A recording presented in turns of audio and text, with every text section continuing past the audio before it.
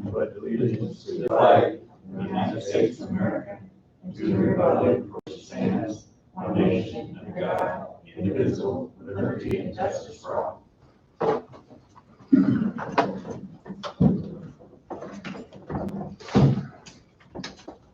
First thing, we approve minutes from last week. Any motion?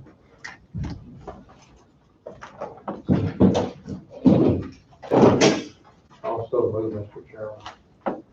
Don's moved. Second.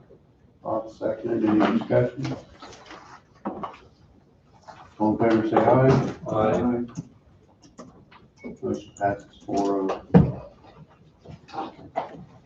On the consent agenda, on the request of the Coffee County Housing Authority Board to authorize and direct the chairman to sign the real estate mortgage release acknowledging satisfaction in full debt secured by Grace Morente, a tract of land in the city of Gridley described as follows to wit, beginning at the intersection of the center line of Reed Street and the extended southeasterly line of First Avenue and running in a northeasterly direction along the extended line of First Avenue 100 feet, thence in a southeasterly direction parallel with the center line of Reed Street 140 feet.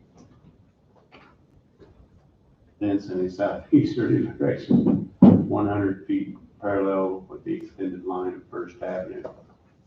Thence in a northeasterly direction 140 feet along the center line of Reed to the place of beginning, more commonly known as 227 First Street, Gridley, Kansas, Coffee County, Kansas. Book volume N242, page 387 to 388 of the records of the Register of Deeds, Coffee County, Kansas. Also moved. That city runs. That city's not straight to the world. Bob moved. I'll second. John seconds. All in favor, say aye. Aye. Aye. Motion passes 4-0. Yeah, it says there. Miscellaneous motions, I have a couple of them. Move to appoint Samantha Coolman as member of Coffee County Tourism and Visitors Board effective immediately and ending December 31st, 2020.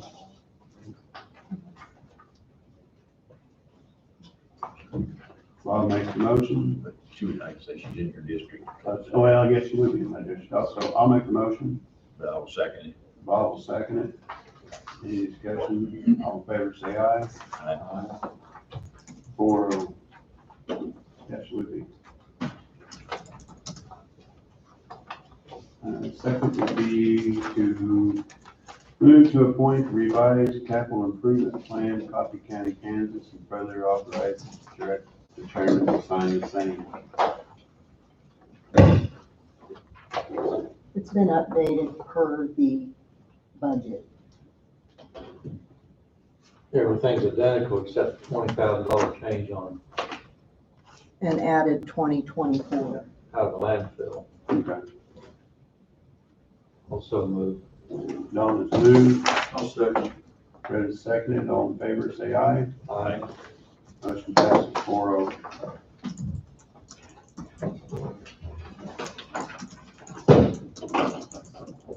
That being said, move that along. I think we're ready for Lindsay.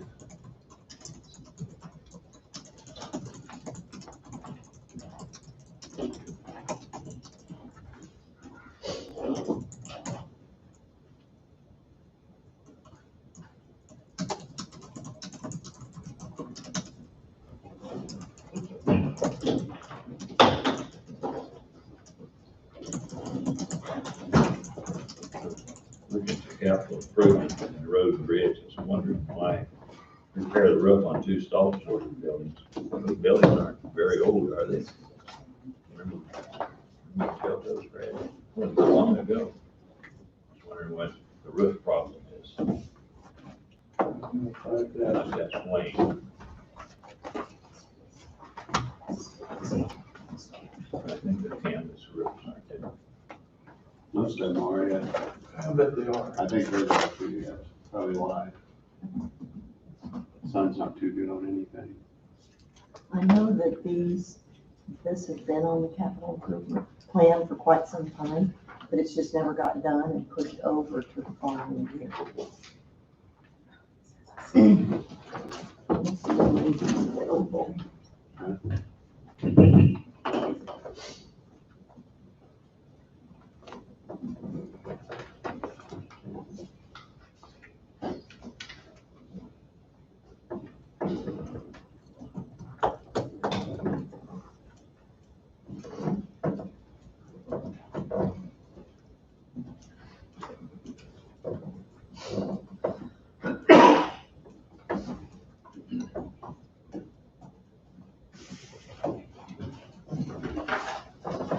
I'm sorry. I think we better replace it to the side.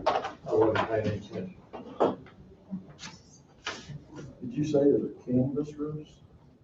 I think they are, they're kind of like tents. Could be wrong. I think, Rubber's supposed to have a I think they're canvas, most of them. She need your help. One of the ones is, good morning, Lindsay. Hi. Morning, Come on Lindsay. up here. Okay, thank you. Sorry, guys. You're fine. All right. Hi. So I don't have an official formal report like we normally used to pre-COVID because we've been doing nothing but COVID. This is our busiest week of the year with return to school immunizations. And we're handling that as well as COVID response. So I think today we will be reporting 2 more positive cases. And one of those is associated with a long-term care facility. So we've been working all weekend on that, and we'll be working all day and the rest of this week on making sure that that stays contained. So you can see the stress in my face, that's what it's from. But I would love to publicly say that we had 0 cases associated with the Coffee County Fair, the Derby, the plays that the children did this summer, the sports our kids have been doing this summer. We've had 0 from that at this time, 0. It's been 3 weeks, so I think it's very safe to say from the fair and the Derby that there were no cases associated with that. Going forward, a lot of our work the last couple of weeks have been with schools, obviously. And that work will continue. We've formed relationships with them that can never go away now. We have to talk weekly about what the cases are looking like in the county and communicate that with schools so we can all make the best decision for them. Burlington, or USU 244 starts this Friday, and Southern Coffee, I believe, is the 24th. And then Northern is, Levo Waverly is, I believe, the 27th. So they're all going forward right now. We're just doing the best we can. There's a lot of coordination going on today with testing regarding the long-term care facility, a lot of meetings, a lot of phone calls. So pray for my staff, and that we're ready to do this again, but it's very taxing. So, and it does take a lot of overtime and it takes a lot. So we're making it through. So we'll probably be working with Russell this week to see if he can't get us meals brought in again. I do have a staff person who has to leave for family reasons, and so not only will we be doing our normal work, also taking on the cases there as well. So it's going to be a week. Can I ask a question, Olivia? Sure. Have you had any cases that you found were from the election? No. Because we ran a lot of people through our county, polling locations and advanced voting, and I wanted to make sure that we did everything to protect everyone. Yeah, I myself voted and felt that I couldn't have caught COVID there if I wanted to, unless I went and cornered somebody, and that didn't happen. So yeah, I haven't seen anything from the elections either. So So that's been 2 weeks now, so. yeah, I haven't seen anything from that either. Sure. So like we've been saying all along, we do expect cases when school starts, but we expect to be able to handle that. We expect to be able to isolate and quarantine, and the schools have reassured us that they'll work with us on that. I really don't see that closing the schools down is going to be helpful unless we just don't have enough substitute teachers to cover. So I feel like as long as they'll work with us and we can get those isolated and quarantined that need to be, that's our plan. So, anyways, we're still working at it. We'll make it through. As far as I'm concerned, I'll rely on you and Dr. Shell to guide the county in the right direction, and I believe you're doing that. Thank you. We're working with him all through the weekend, so he's earning his pay for sure. I think you all are. No, he doesn't get paid, poor guy. That's true. Yeah, I will say though, I guess I do have some good news to report. We advertised for the position for a public health nurse assistant, and we had several applicants. We were hoping to begin interviews this week, but I don't think that's going to happen. So next week we'll probably start those. A really nice stack to go through, a lot of great applicants. So, and we also have had opportunities to apply for grants. We have completed, and we did a letter of intent for a SPARK grant, which is outside of what Russell's working on. And for that, we put in funding specifically to come to the health department. And by this Friday, if time allows me to apply, there's one that we can apply for rapid testing. And I got Dr. Shell's approval that, especially with school starting, and then if we ever have another long-term care facility incident, to be able to test on-site in-house very quickly. So that is something he has agreed to, either purchasing it for us or for them, but just so we can get really rapid answers very quickly. And so that'll be due this Friday. So it is very difficult finding products you can purchase in the near future. So if it's not something that can be done this year, hopefully early next year, there'll be enough in supply that they can be purchased, but it's in our plans to have that. So Clarifying, your employee was for full-time or part-time, because you talked about shifting some in your office maybe, but now that you have a couple leaving for a little while because of family. The position that we interviewed for was full-time. And so, and I think that the staff member being absent is just for a couple of days. So I think we can handle it. And thankfully we've gone to the appointments, so we can move people around if need be, and that's what we do. So, but yeah, we're back at it again. So, You mentioned Sure.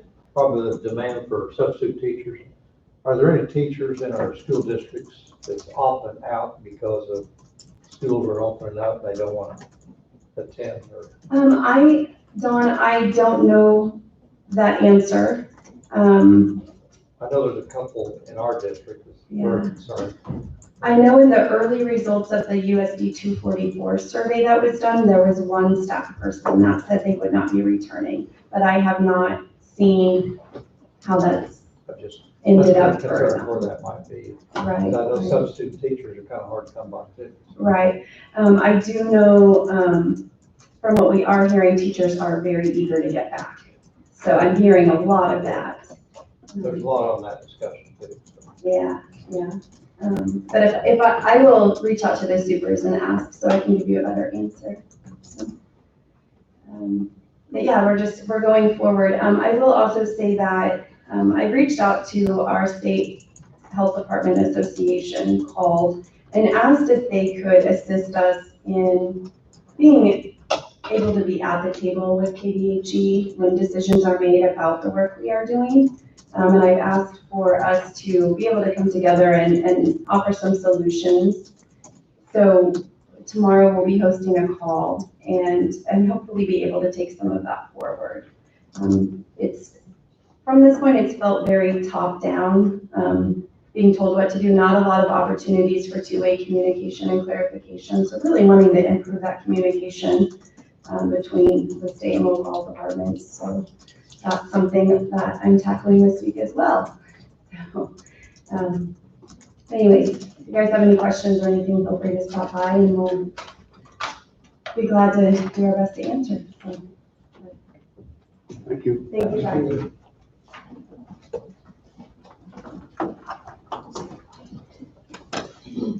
Let's see where he's at. Yeah.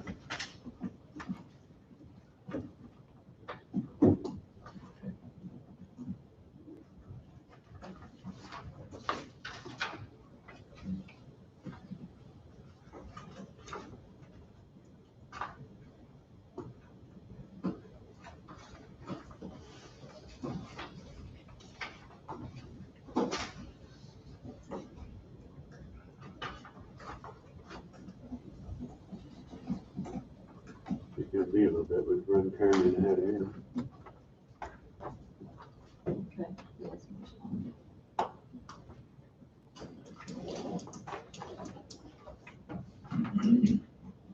By the time she gets down here, you'll show up. Yes, he did. We are running a little bit ahead, She's in, 10 minutes, so. guaranteed.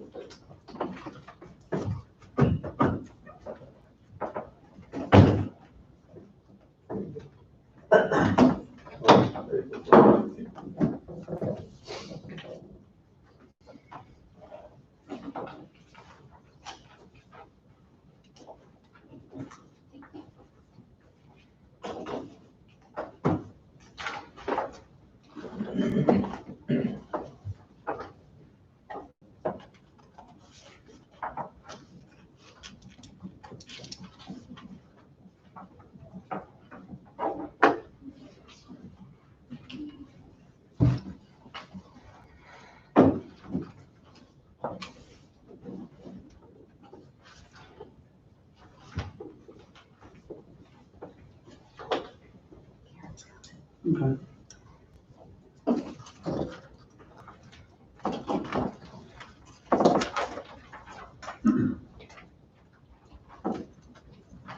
Good morning. Good morning. Churches will run a little ahead. We are. Thank you for coming early. It's not a problem. I'm just here because back at the end of 2019, I had submitted a list of some items that, like printers and cash register that I didn't buy in 2019 because I was still babying along our current one. This past couple of weeks, I had to go buy the cash register. And since I had transferred that money into equipment reserve, I just wanted to make sure it was still okay to submit the voucher with the, from the equipment reserve. Well, we'll see why not. That's appropriate, that's usually what we.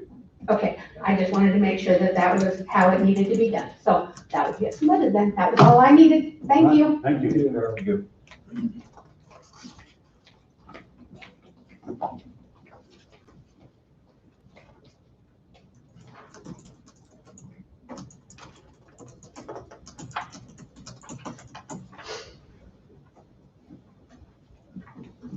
Waiting that short, we'll be all right.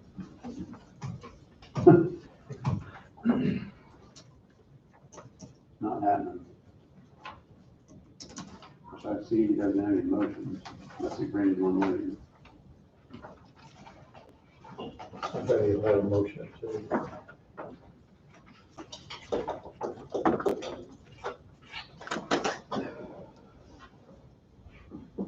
He said, okay. He's on his way.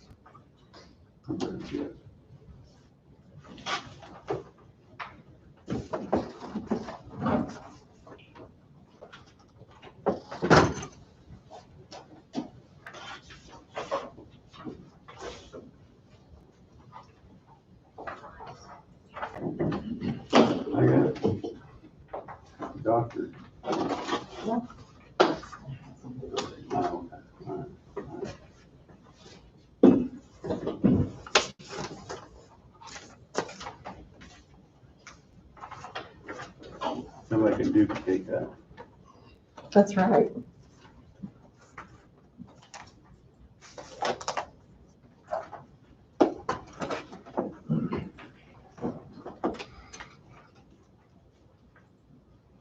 Sure glad to see schools gonna get back and get started. There's a lot of people excited for that.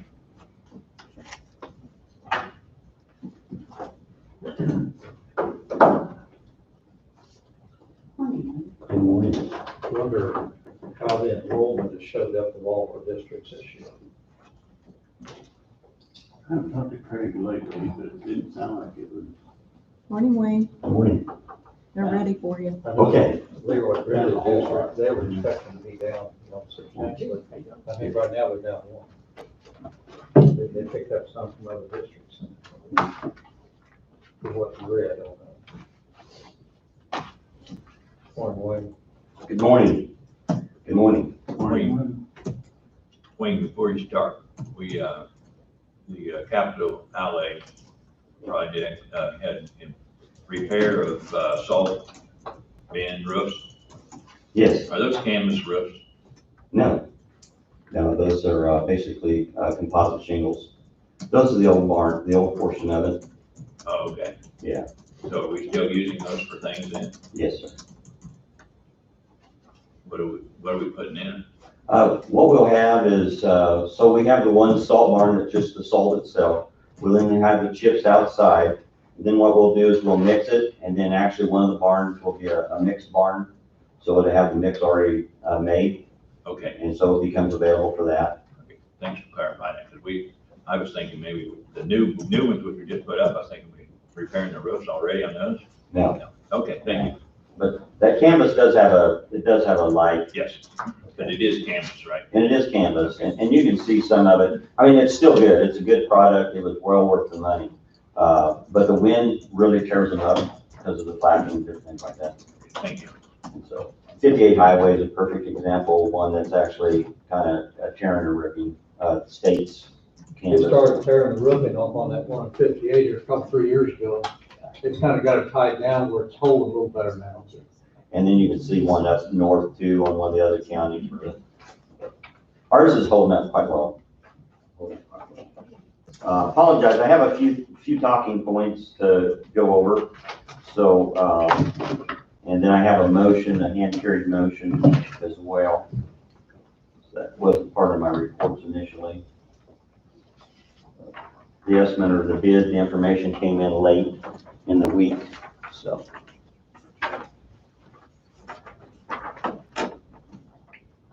Here's the instructions on it as well.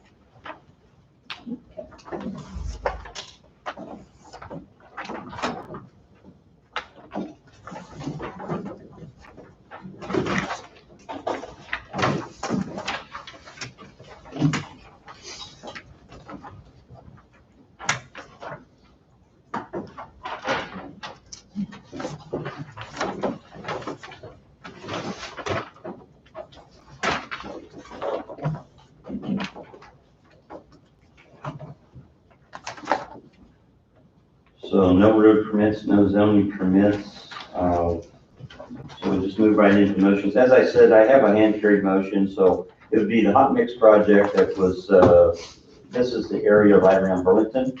And so what we had is we had additional asphalt. This was something I had reported here last week. This is the additional asphalt, also fabric too, additional milling. What we found is structural failure in the pavement at different locations. And so to address that is we added some additional work that was not part of the contract. At this point, that additional increase would be $4,180. That would be added to the contract. So that's the motion I'm asking for approval on the change order.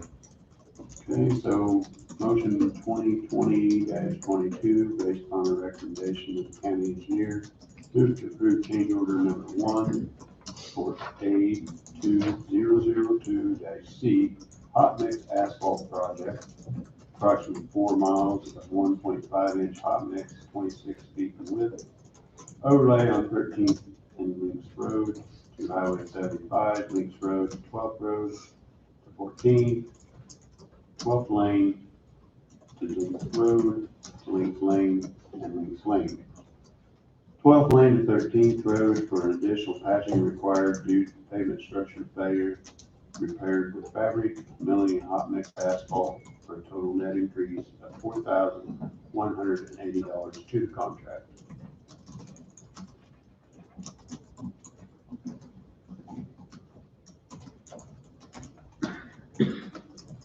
I'll make that motion.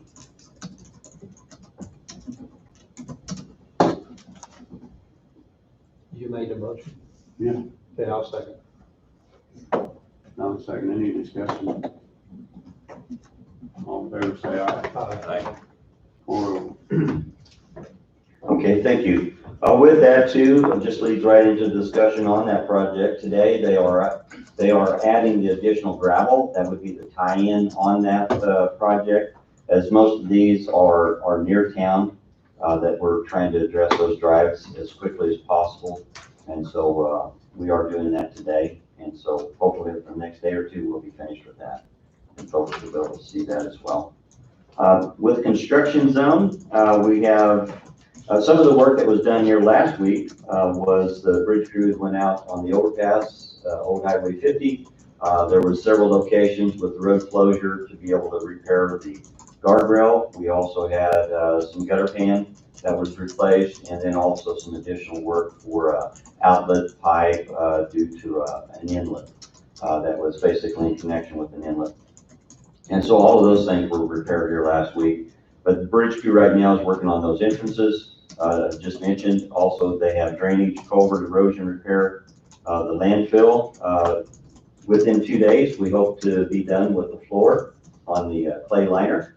And so that would also be the slope side of it as well. And so we would be hopefully done here mid part of this week. And then after that, what we have is some trenching to do up the top berms. And then we also have a berm, a termination berm on the west side of the landfill. And so we should be able to see possibly the folks with the liner, call them to be available possibly next week. And so we may be able to start that work. And then at that time, we'll also start ordering up the rock and having the rock stockpile. So we're coming to an end on the landfill construction soon. We are finishing up our chip seals, scrub seals. We are not finished, but we're at least possibly 3/4 of the way complete for the most part. On our chip seals, we're also working in our scrub seals. The only double chip seal that we really done up to this point, this was at the very beginning, was down in the Gridley area. We have several locations that we have identified in our 2020 construction projects that are what we call a double chip seal. What that means is we basically grind up the existing surface. We put a penetration oil on the surface. Then we'll do the double chip seal to that as well. The only reason that we started, or the only reason that we had done the first one down in Gridley was at the very beginning. It's a different type of oil. I mean, that's all I can say is the penetration oil is a different type of oil. We only have one distributor truck. So with that different oil, we could only use it for the very beginning. And then after we were finished with it, then basically we used the rest of it either at that site or we had used it at the shop. But then we filled it back up with basically the chip seal oil, the RS1M. And so then we just continued our chipping. After we're done with our chip seal, what we'll do is then we'll go back and do our double chip seal where we'll add that penetration oil back into it. And so just add one more layer on this too, is after we're done with our chip seals, our scrub seals, our penetration oil, then we go back and do our fog seal. Now, why is that so important? Is because actually the fog seal is a different type of oil. It has a different type of charge into it. We have negative charges, positive charges in the oil, believe it or not. And so with this type of oil, you actually have to clean out the distributor to be able to get our fog seal. So there is a process, but with only one distributor, we can only do pretty much one operation at a time as we're going.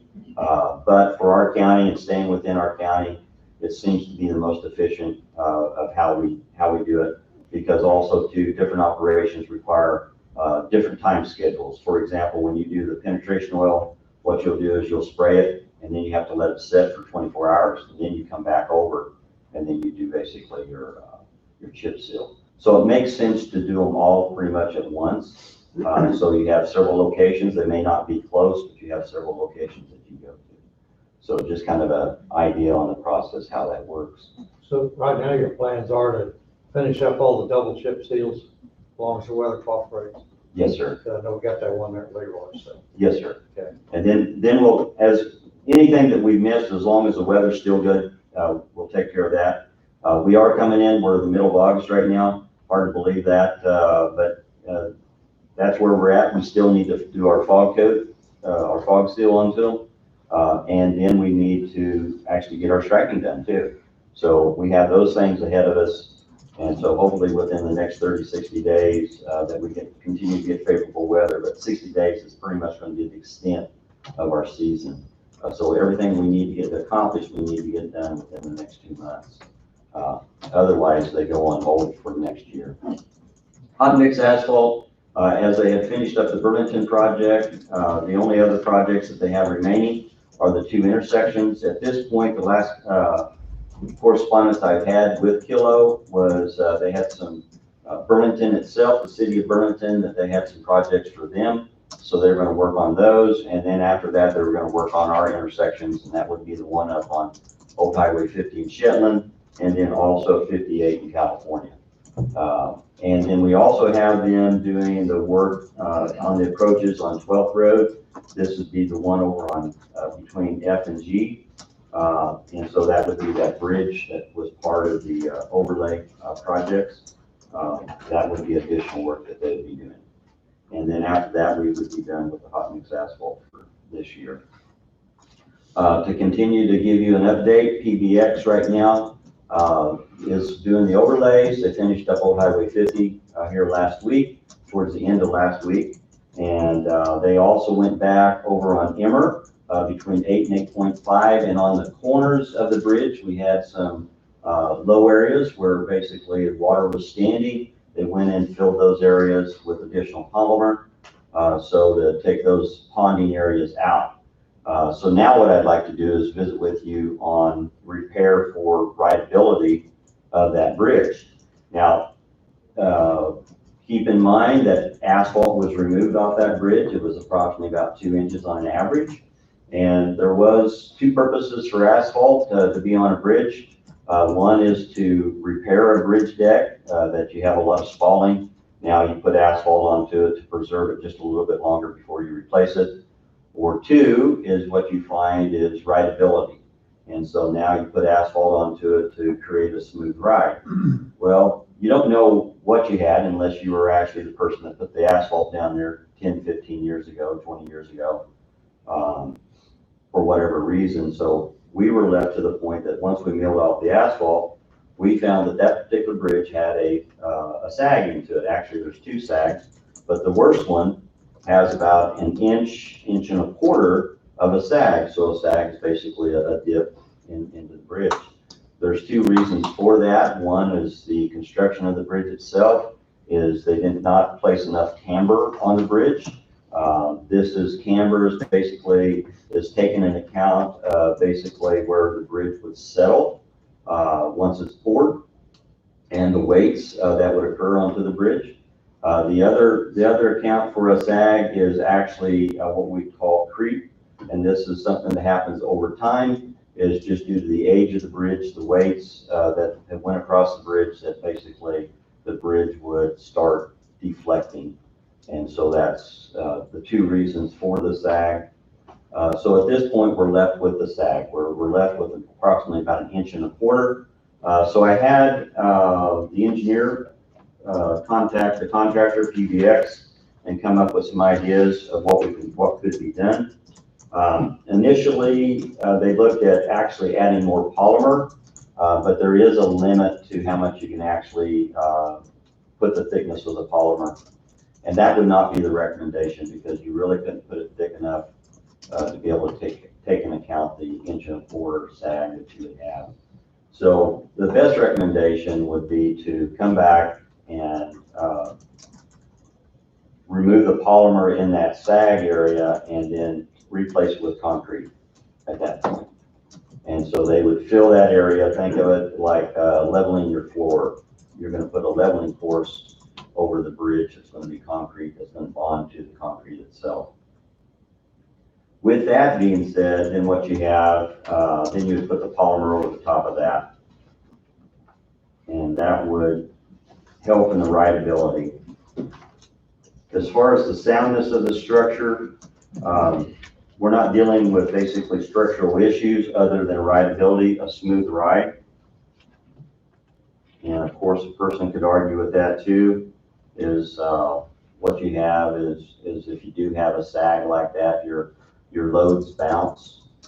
And so then what they call that impact loading on a heavy truck, for example. Now a heavy truck actually bounces across the bridge.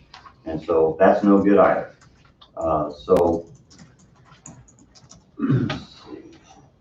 I guess my thought on all that, Wayne, is, I mean, the next time we do a bridge, can we do a rolling straight edge or something, just to make sure we don't encounter this again? You know what I'm saying? We wouldn't have known that until we took the asphalt off. I agree with that, but we can still take a look before we proceed after we take the asphalt off. So. I would agree. I would agree that there is something that could be done once the asphalt was removed, is perhaps at that point look at profiling the bridge, like what you're talking about, a straight line, string line. Yeah, simple straight edge. And so you could do that prior to putting the polymer onto it. I mean, that's where. Save a lot of headache down the road. Yes. Because now they're going back and removing a portion of the polymer. Yeah, and that's not cheap, probably. I've had conversations with those people, or they've had conversations with me, and put it that way. Okay. Quite a few of those people, and exactly what you say. A lot of farmers, a lot of trucks, they're getting this, and they would, if the bridge is gonna last 10 years and we don't do anything to it, they would rather last 8 years, at least be able to use it with good rideability for 8 years than 10 years and not really being able to use it. So whatever it takes, let's get a good rideability on that. It's one of our major roads through the county also. Right. So I'm for whatever it takes to make a good rideability. May Okay. shorten the life of the bridge, but at least they can use it and enjoy it while we have it. Okay. Well, with that, that's what I wanted to bring up. I wanted to bring up that opportunity to have that discussion and I'm not finding it at this point, but it's, so don't hold me to the number. It's somewhere around $30-some thousand, $33,000 to be able to do that repair.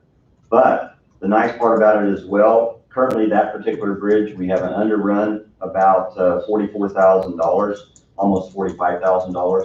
So the underrun itself will pay for this additional cost to be able to get that rideability. Are we going to make it perfect? No, but we will help it out quite a bit. To be able to take out that 1.25 inches. It's going to help out. But as I say, there's another What was the portion. underrun for? I guess you'll have to refresh my memory on this. Say that again. The underrun you said we had? We had an underrun of about $45,000, and due to the patching, there was not as much patching as originally estimated. Oh, okay. And so what you have there is there was a very concern on all of these bridges actually. We're underrun $240-some thousand for the whole project. Okay. Now a person says, well, that's quite a bit. Yeah, I understand that. But when we had done the ground penetrating radar, then what you're doing is you're using this data, this information, and you're coming up with what you think is basically the worst areas and then patch it. So it's an unknown. You really don't know it.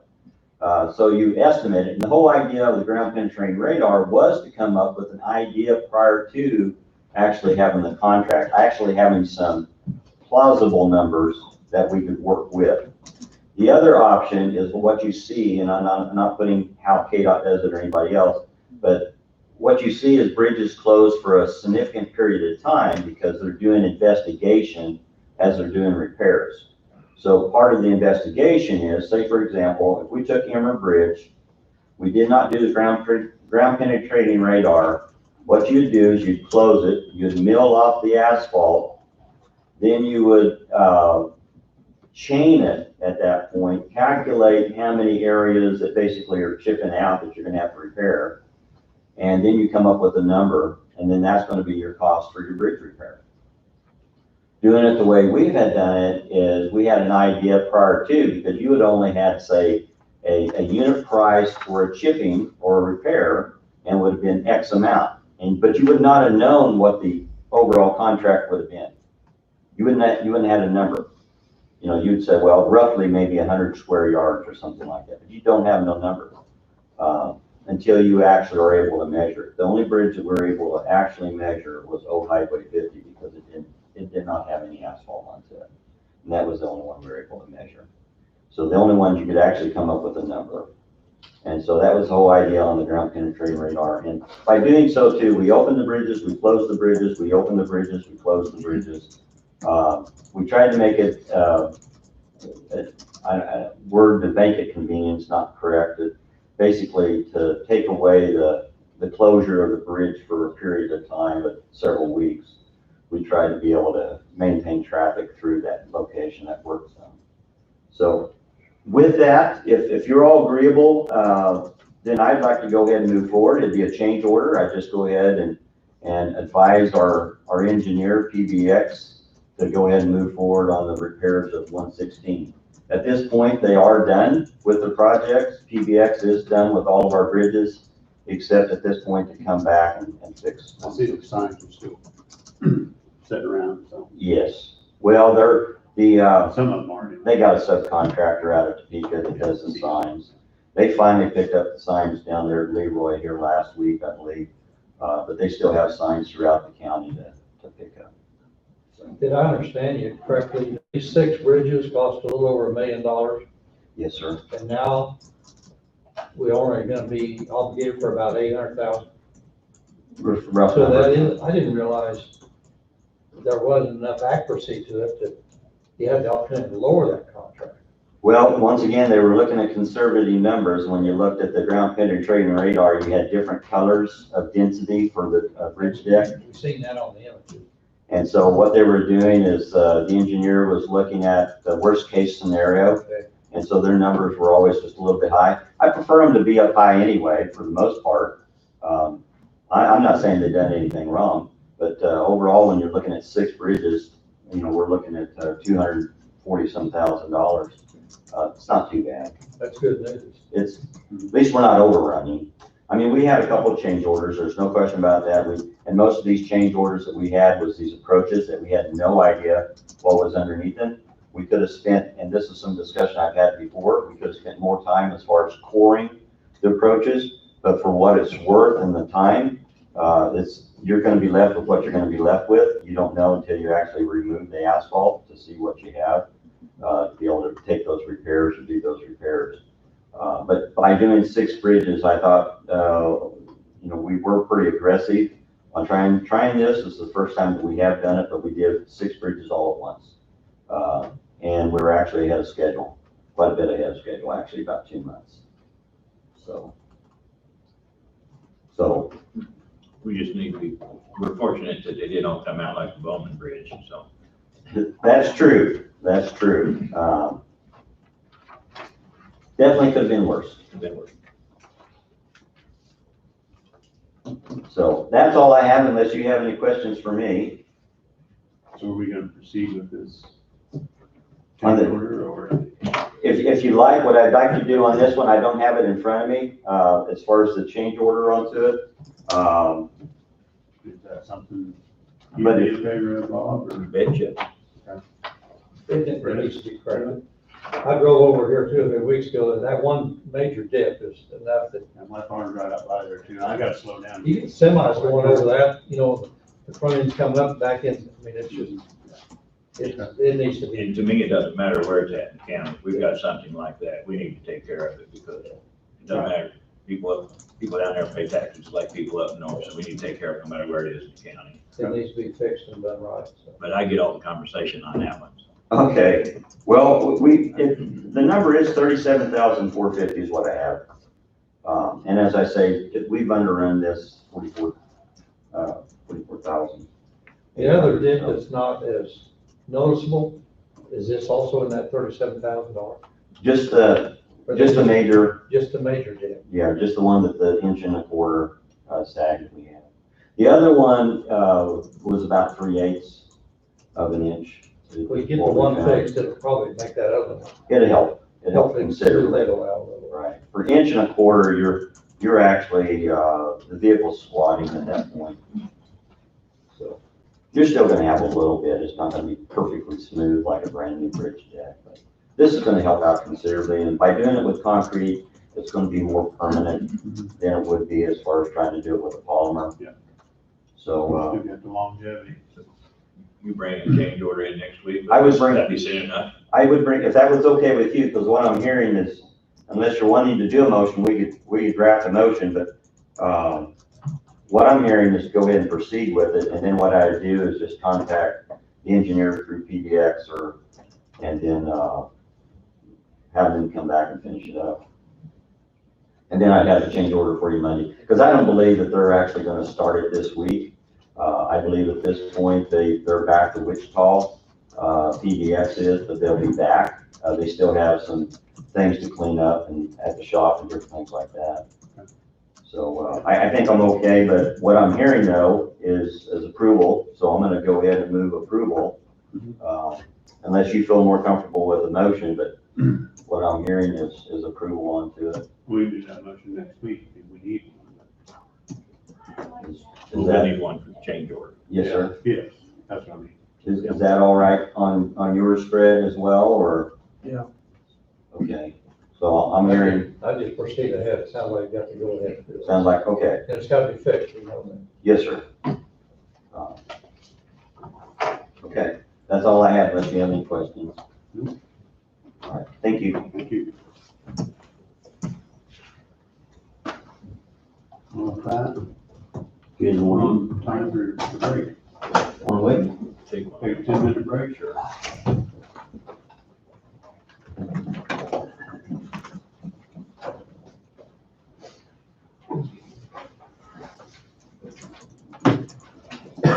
I guess I need to. I'll have that other map, but it won't stay in. Did it take it out? Yeah. I'll put some, Probably did. paper deals on there. Probably did.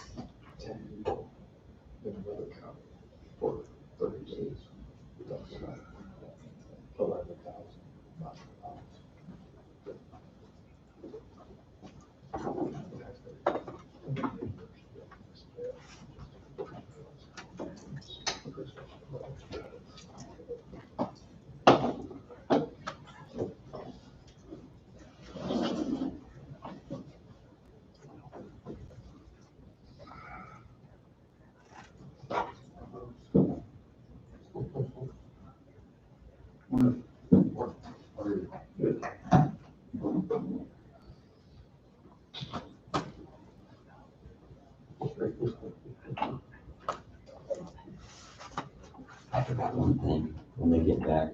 I forgot just one thing, Tom, just give you an update on Old 50 on the bridge. Okay. We just have it's just over $2,000 for the bridge approach on the east side. They're gonna have to do a little bit more asphalt, Uh, that's all.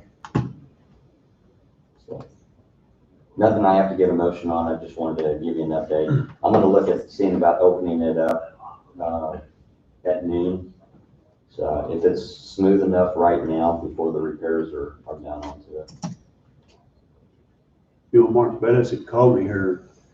Oh, I guess they did the milling on the Emmer Road bridges, Okay, and I don't know if I knew a place nearby where he could take those millings. uh-huh, I wouldn't even think about where he was working at. My farm's just a mile and a half from there. I'd have loved to have those.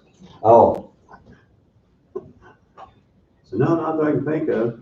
So he done called the city and the city took them, so dang it. right, Oh, well. There might have been a conflict of interest anyway. I've run into those deals before, yeah, kinda had to Yeah. be careful with that.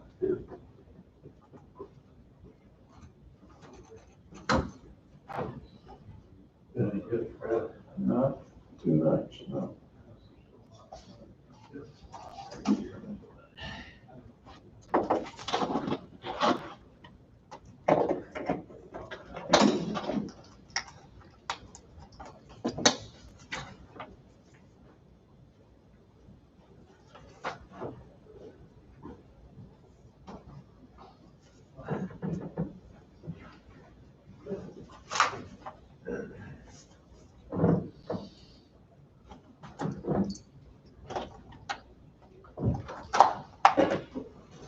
May I? Start with you guys. Wayne said he had one more deal he'd like to bring up. Just one thing to let you know, on Old Highway 50 on the east side, they had milled off some of the asphalt, about 30 feet of it. There was some gouging, some dips, some edge lines that were created through the milling process.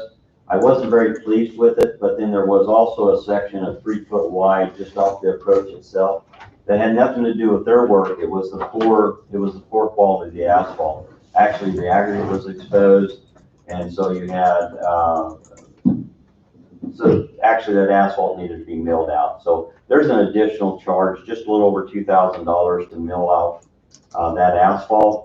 But then also too, I do not want to pay them to fix the gouges and the edges. That was done with the milling process. So I asked them to go ahead and make those smooth as much as they possibly can, because the other option would have been to mill 30 feet and it would have been just under $10,000. And I felt that that was a little too much to basically just to fix what was being asked of them, and that was just to mill it to create a much smoother profile.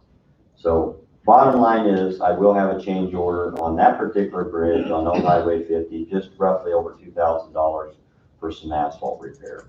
And they should be able to smooth out the rest of it, hopefully, as well while they're there. And so that was it. Person's gonna say, well, that's not a smooth surface because it's not hot mix asphalt. No, it's milled. It's a milled surface. It's slightly, but you should not feel gouges and dips and edges that they have to smooth out. But that's all I had, just to let you know. And I'll be checking the bridge this afternoon to see if it's safe enough to open. If it is, then we go ahead and open it up until the asphalt contractor is going to come back and do that work. So that's all. Thanks.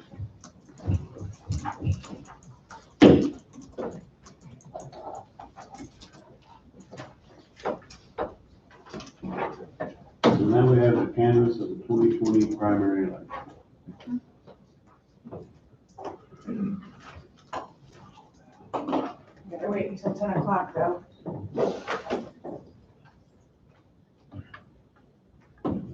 Okay, But I can hand stuff out. we take a long enough break.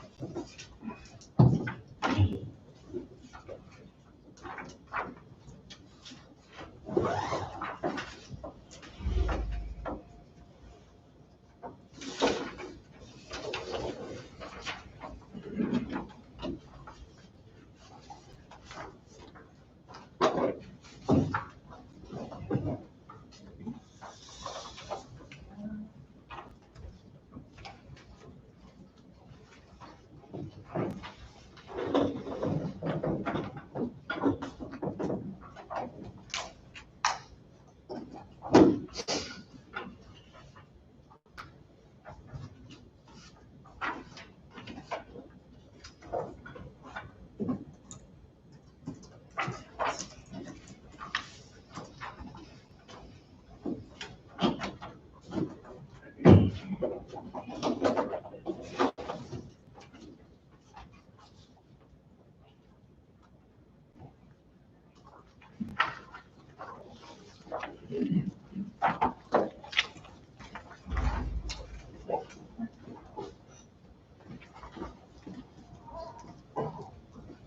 I move this back just a bit?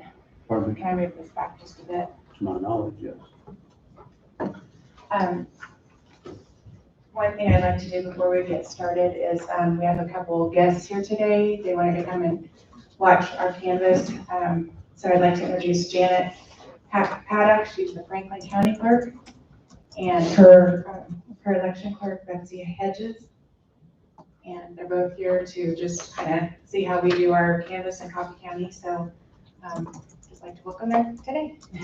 I'd just like to say thank you for letting us come and watch your canvas. Thanks a lot, Angie, for getting us the information. I just want to let you guys know what a valuable network having other clerks nearby that can give us valuable resources. And so this is the last year, my second term in office, and barring some large write-in campaign, I will be in a third term starting next year. But we still find it valuable to go to other counties and watch how other counties do these things so that we can improve our processes and share feedback. I'm also going to be taking notes for the Anderson County Clerk, who hoped to be here today also, but she had her commission meeting this morning also. So it's a very valuable network that we have, and being able to go to training seminars and stuff with other clerks is very valuable. So thank you so much for letting us be here today.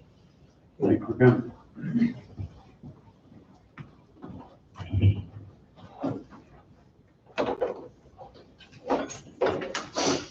Are you ready? So, this is 9:59. Oh, wait, 1 minute.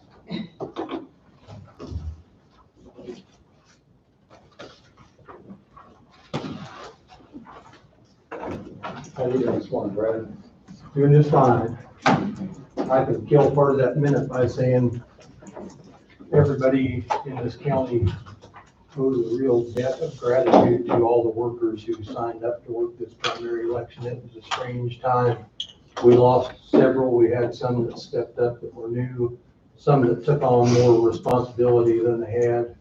We ended up with 2 students, high school students, who ended up under the new law that were allowed to step up and take over positions as a clerk at the table there. They did a great job. We should all be grateful to all of them who put themselves out there. It's now 10 o'clock. I move to convene. Need a motion to convene the Board of Canvassers, canvass the results of the August 4th, 2020 primary election. Rob moved. Second. Don second. All in favor, say aye. Aye. Passes 4-0. Okay, so, I just want to echo that with what Brad said. We had a hard time getting a lot of people to work. People were afraid of the COVID, and so we took every precaution. My office staff, all of us worked very hard to make sure that everyone remained safe and can cast their vote in person. So huge kudos to all the poll workers and the students, and again, my staff as well. So what we have today are the provisional ballots that we're going to go over with you. Do you want to take that part on, or what do you want?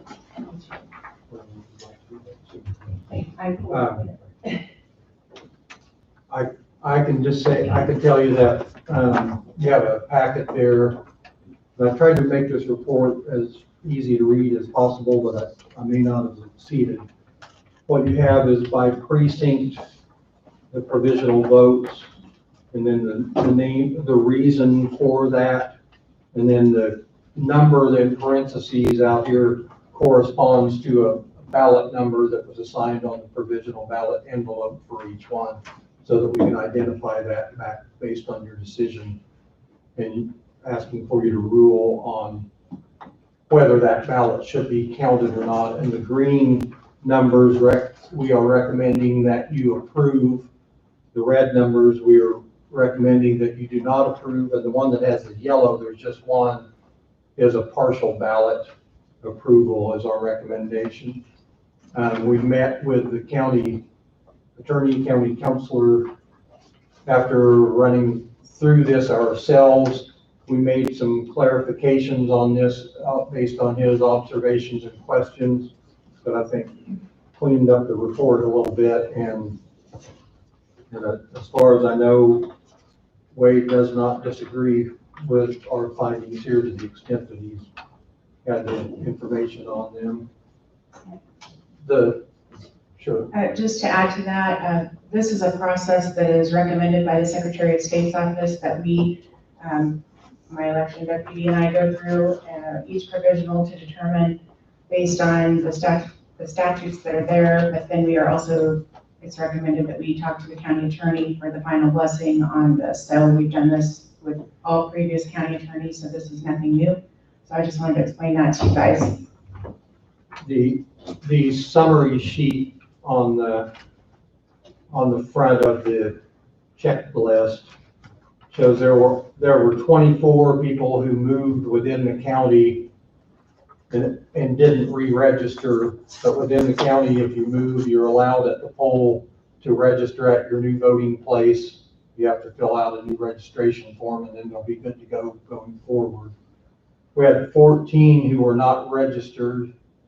Some of those were people who had moved into the county and did not re-register before the books closed on July 14th. Some of them were people who had been registered but were removed. One of them that hadn't voted since 2012 and had moved out of the county apparently, so they sent them notice and they didn't show up then for 8 years and it lapsed. There was one that was convicted as a felon, has now apparently cleared his penalty but did not register before the close of registration. And there's rules that explain when a voter is removed from the rolls. So if they haven't voted in 2 presidential elections, that's an example of how a voter is actually removed from the voter rolls. So we cannot just remove a voter without following the state statute. So. And the wrong party, there were 9 there. Some of those were curable, some were not. Some of them, we had 4 ballots that came through on the last election where people were libertarians and filed a new voter registration at the poll. And afterwards, those were not entered and updated. And it turns out the Secretary of State, after I encountered that issue, we had a conference call and that issue was addressed, and they told us we are not required by law to enter those application changes, but neither are we prohibited from holding the thing until after the books reopen.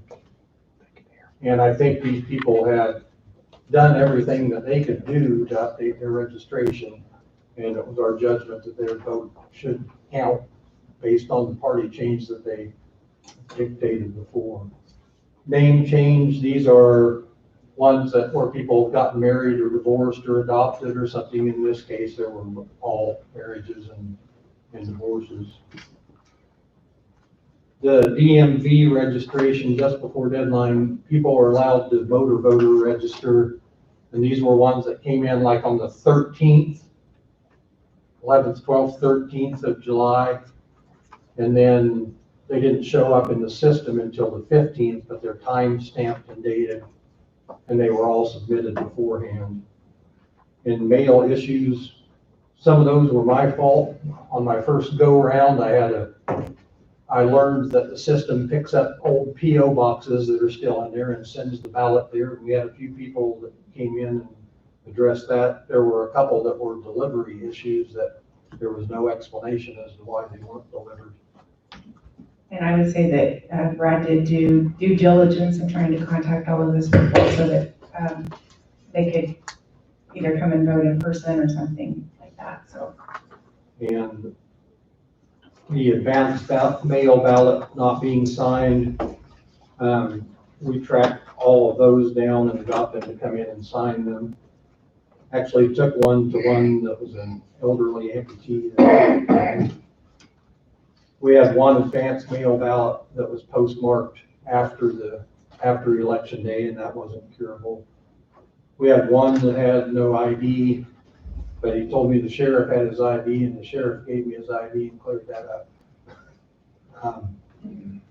And number 10, that was one of our first advanced voters in person, and he encountered a problem with the machine that his ballot didn't feed through properly.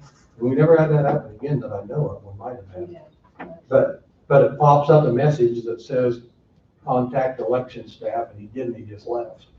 But we knew who he was, and we tracked him down, talked him into coming back in, and he voted provisional on paper the next day, so. And then we had one that was a misspelling, that was just mounted to a typo, an unusual spelling of name, and somebody trying to figure out what their handwriting said their name was, and they guessed wrong. But it was clear who it was because it linked to their driver's license. So that one was recommended for approval. All in all, of the ones that were curable, things that happened that they could fix, but between election day and now, I think all but 2 of them did. And one of them promised the last 2 Fridays to come to the office and must have just gotten too busy and didn't. And one of them was someone who didn't complete their voter registration completely and properly. And I think they may have thrown one in the mail, but we've never received it, so I don't know. So there's only 2 of those that could have been fixed. All the rest of them we did contact and track down and got them where their vote counted. So anyways, that's the sheet you have there. The ones that are in green recommend that you accept them and say yes. The ones that are marked red recommend that you say no because they're not fixable. Those are primarily the ones that are not registered or are in the wrong party, and there wasn't any reason except they hadn't changed. Do you guys want to go through each of these one by one and we tell you under like which precinct and what the issue was, or you want to take a minute and just look through it and then look at the end on how many we say yes we should count and how many we should not? How would you like to handle that? You're the canvas board. I mean, I've read through them, it looks like, you explained it quite well and have it laid out quite well, so unless somebody else has those. I personally don't feel like we need to spend a lot of time on reevaluating every one of them. I've looked at most all these and they all look like they've done a great job of either approving or reject. The partial one, part of his vote was accepted, part of it is not. Can I explain that, Don? I don't fully understand that. This was a voter who moved from Ward 3 in Burlington to Ward 2 in Burlington. And he showed up at the Ward 3 and voted at their table, and they should have sent him over to the Ward 2 table.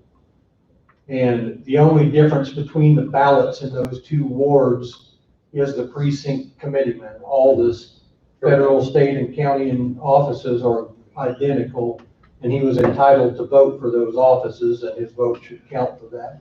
He was not entitled to vote for the Ward 3 precinct committee. But then again, those are uncontested, and it's not that big a deal, but we can't let him vote in that ward because he didn't live there anymore. And that's something that we can train up to, is that it was just in the heat of the day, there are people piling through. They spotted that he needed to vote provisional, but he needed to walk to the other table and do it, but they came real close. But that's the only thing. Our board will hand count that. It will not count as precinct votes. Like I say, each one that you wish to approve or disapprove has a satisfactory explanation ahead of it, so if somebody else sees something that they, and waits, been through this, and do you have anything you wish to say, or? I looked through what they provided me. Tom? Yes. Okay. I looked through this last week. I had questions, probably more questions than the board has asked. one of the questions that I had, and maybe they should answer now, is the number of provisional ballots and the issues or non-issues that are being brought before the board right now. Is that normal? Is it not normal? And they gave me an answer, so I'm not the one that's gonna answer that, but I think they should at least let the board today know. I can answer that I don't know because this is my first election. I can tell you that we had an enormous turnout. We had over 7% of our registered voters walked through the old commission chambers upstairs and voted advance in person, which was just amazing. The girls in the office up there were just stunned at how many people we had come in. And I'll let Angie take Yes, I can what answer happened that. before. So in the past 19 years that I've worked here, 16 as county clerk, these are very typical issues that we see every time that occur. Granted, there was a lot more provisionals this time because we did have almost 480 some votes. I can tell you exactly. 483. 483, yeah, 483 that voted in the clerk's office, and that is a huge amount than what we've seen. In fact, I think through the course for primaries, I think the next closest would have been in 2012, and it was still less than this year, so it's been huge this year. Well, even your mail-out ballots Mhm. was what, 2 or 3 times more than it's ever been? I think it was pretty Ours much was, the same.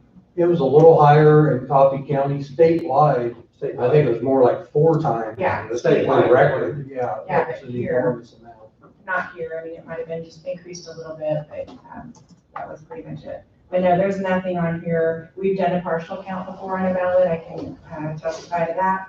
We've had lots of people that live within the county, we've had name changes, that's typical.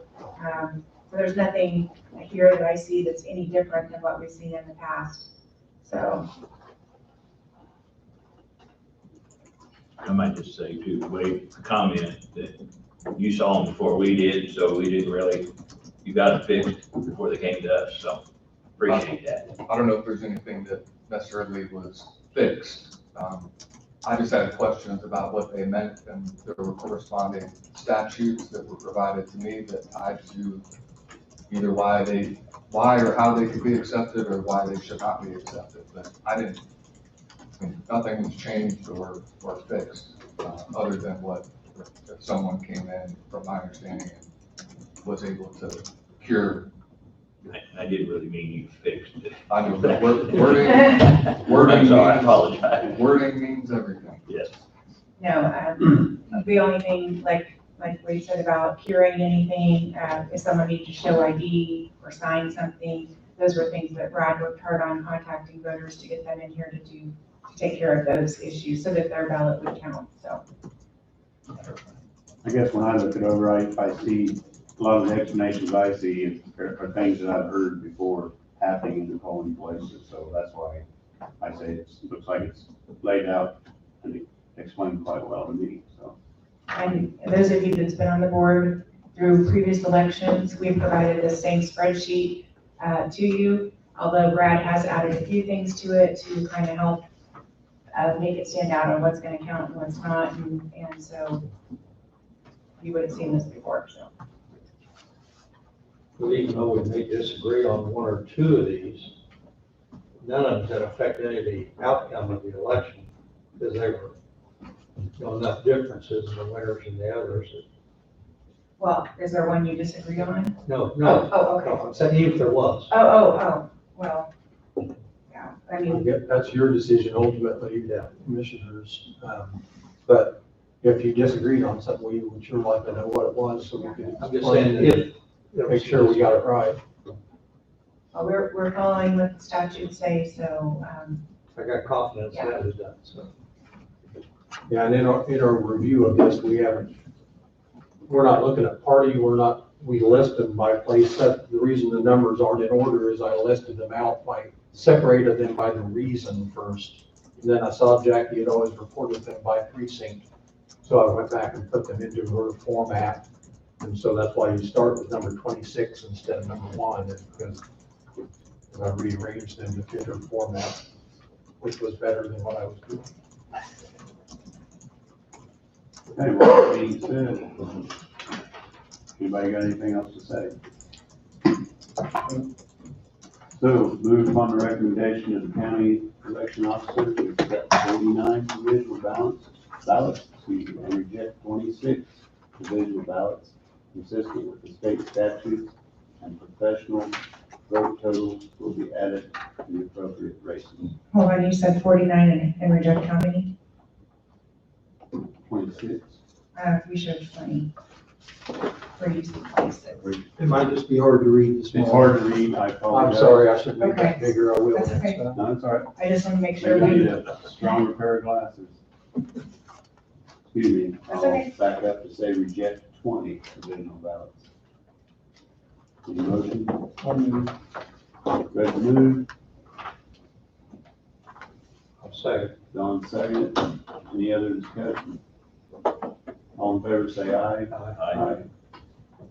Morrow, Okay, so So, now, hold up. So you want to go ahead and go up? Yeah. What I'll do at this time is I will take your decision up. We have a counting board that will process those ballots so that we can get them back down to you this morning to be included in the canvas. I'll be upstairs if any questions come up that I can give any assistance with. Right back down. so we can recess, We're still working on stuff. I'll let you know. okay? Okay, so, the next thing I want to do real quick, is you have a balance sheet in front of you. Yes. I have the poll books in front of me, but we'll go through each one and I'll pass around because, you guys actually signed these poll books. They're not something I can make copies of to give you, but as we go through the first one, I'll hand it around and you guys can sign it, as we go.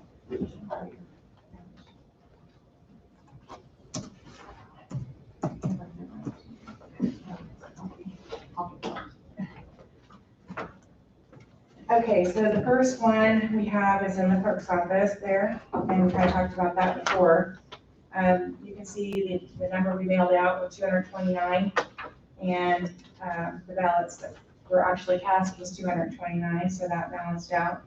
The advanced clerk's office, people that actually walked in and voted in our office was 483 that checked in. Ballots cast was 481. That's off by 2. But the reason is there were 2 people that walked away from the machine and didn't cast their ballot. So we got one person called back and they voted provisional. The other person, by the time we went back to that machine, so many people had gone through, we didn't know whose it was. So there was nothing we could do. So we were able to figure that out.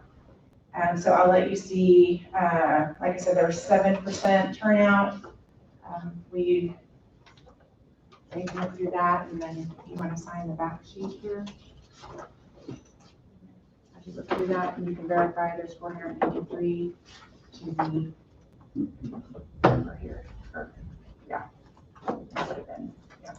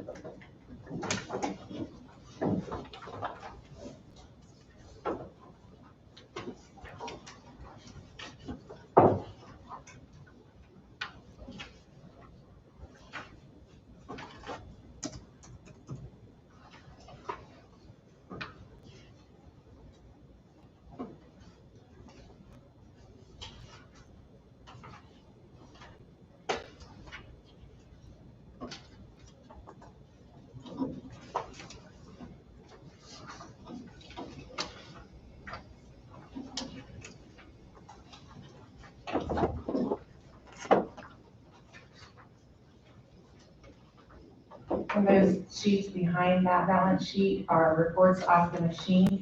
So let me show you on this one here. So this was Burlington with one. Hold on a second. If you added that was cast, that number, that number, that number, I would give you this total of ballots cast, right? That's to back up what I just showed.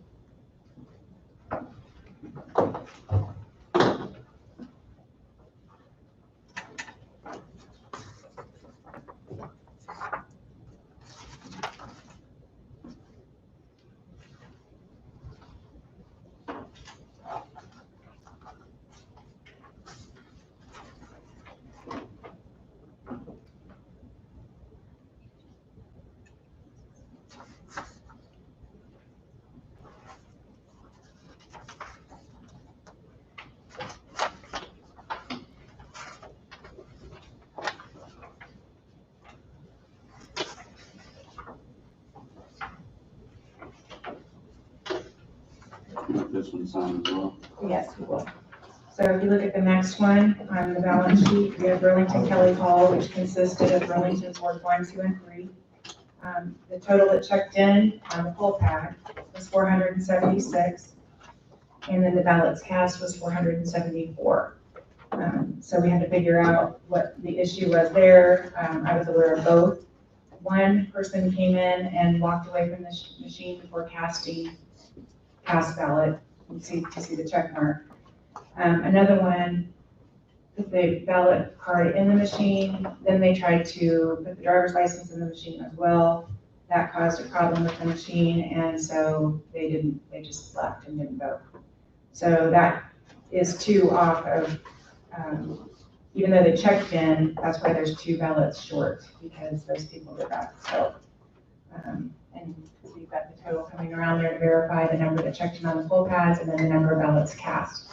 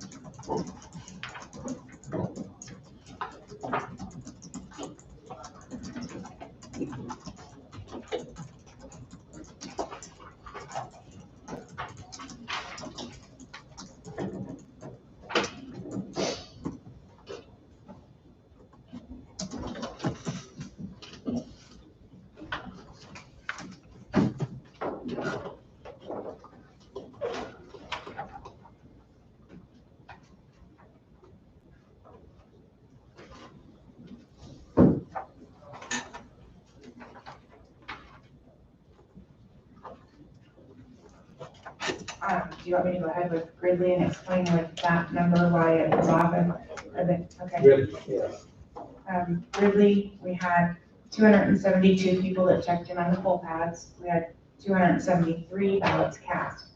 That was alarming to me because I said, how could that have happened? Then as we went through all of the signing on the provisional list, we found that one voter voted curbside. They signed the provisional list and they should have signed the poll pad. So we would have, had they signed the poll pad, it would have been 272, 273. But that's a training issue I'll have to address with the poll workers come close to November. So, but yeah, there were no issues after that. The next one we have is Lebo Community Building. We had 430 who checked in, and there were 429 ballots cast. The issue was the voter walked in, they checked him in on the poll pad. He should have voted provisional. By the time they recognized that he needed to vote provisional, he said, I'm late for work, I don't want to take the time to do that, so he walked out. So he did not vote at all. So all in all, it was 429 votes cast. Who discovers that? You know, you got high school kids in all locations. Who makes that discovery? Well, I have supervising judges who are the adult ladies, and the students only activate the They machine. only activate it. Right, and they talk to the judges, the supervising judges, who's kind of like the boss at the polling place. Those supervising judges talk to me. We all communicate. They have my cell phone number. I visit the polls. They tell me what happened. I actually was at Burlington when those two issues happened. I had to take some supplies down, and I was there after the voter had left. So they shut the machine. They said, what do we do? And so we had to just remove the card, and there were no votes on it because they didn't cast it. So it doesn't mark it until they, review it or cast it. So, and then, How do the ladies there at the tables, how do they recognize that there is an issue? well, the students recognize when they go to take another voter When they out, take the next voter out? or Okay. or they might go, well, they were cleaning each machine after each voter left, and the message was up on the machine that said, Okay. needs attention. So they have the contact. responsibilities to bring it to their attention of the. Oh, yes. And they all understand how important elections are, and they want to do a good job, so. There was good kids there, what it was. I have a question. Yes. Lebo, Uh-huh. I have number 313, number 314 are identical names.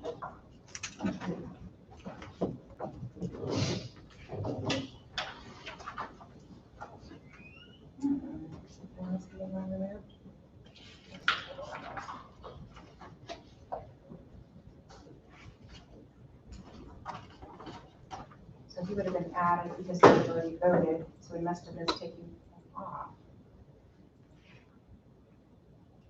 So I can go back and look at that. There's no way he would have voted twice, but I'll explain. So when people vote in advance in our office or they do a mail out, I have to give a poll report to the poll ladies on that morning of election day, and they have to go in and write advance, and then after the election's over, I go in and remove those. So I may have my numbers off on that one by one, so I can go back and check that one. I apologize for that, I missed it.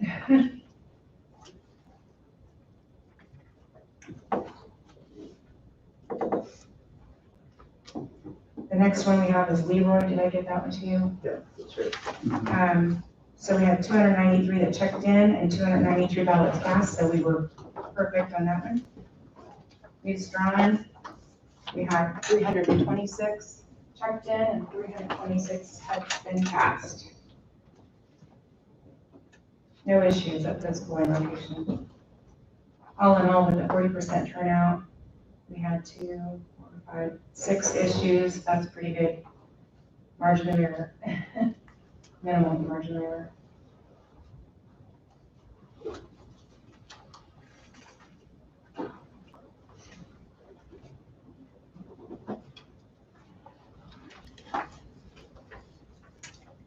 And then the last one was Waverly, we have 261 and 261. So we matched there too.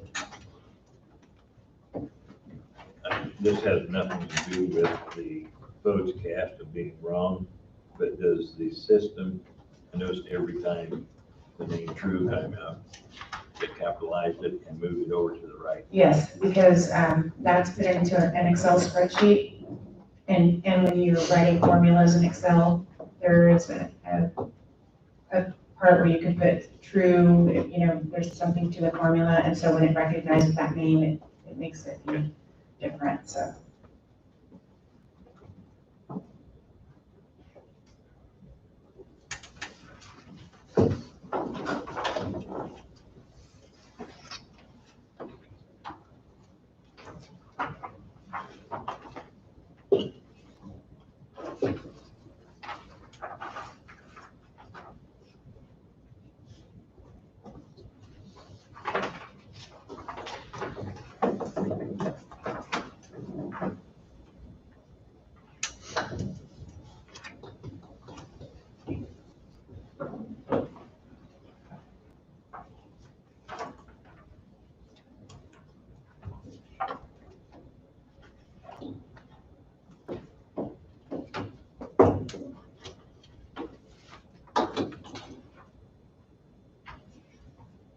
The last thing I will show you, and then you guys can reconvene to continue with your meeting.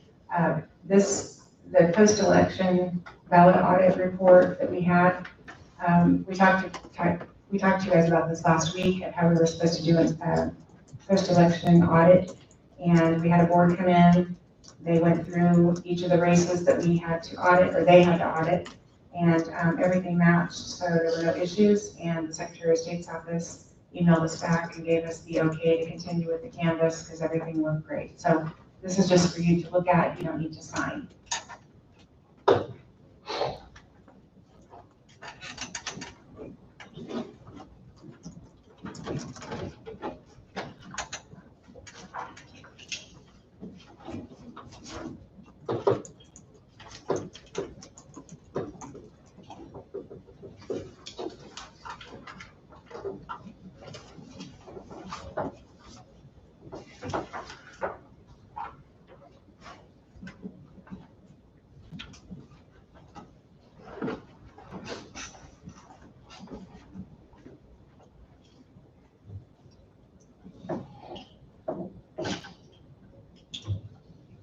These voting machines that we currently have, what's the life expectancy of that? And we probably was told that when we bought them, but I forget. I'm not exactly sure. I know that we purchased the old ones in 2005 and they were replaced last year. So that's 13 years. And I would imagine it may be similar. At least. Yeah. But the machines are really nice that we have. Received many compliments from the voters, how much they like them, and so.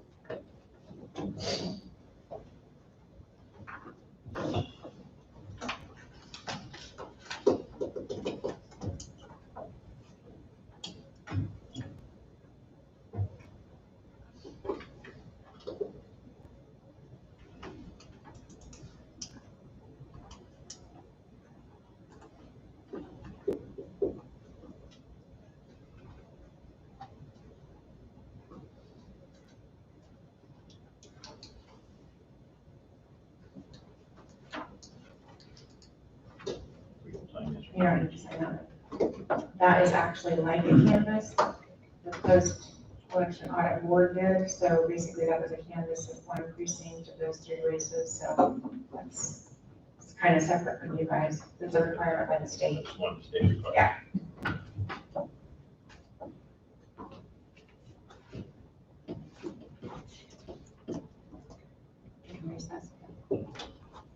So, move to recess as a board of canvassers at 10:38 a.m. and reconvene as a board of county commissioners by the county election officer as provisional ballots to the election board.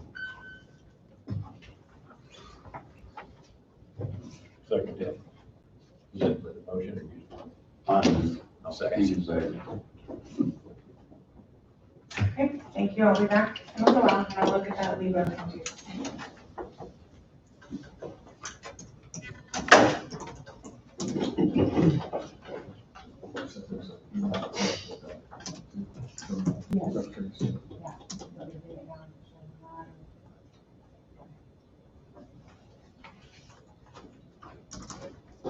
with that being said, Mr. Bemis is here to visit with us.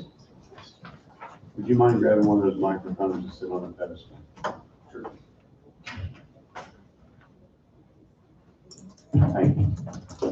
Good morning. Good morning. Morning. I would like to request an executive session with the commission and the county attorney to discuss potential litigation.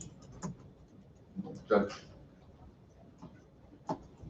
Todd contacted me last week, so this is a request for motion for commission to recess into executive session for consultation with county attorney, commission, and Mr. Bemis to discuss potential litigation in reference, for the purposes of providing legal advice in reference to a noxious weed issue.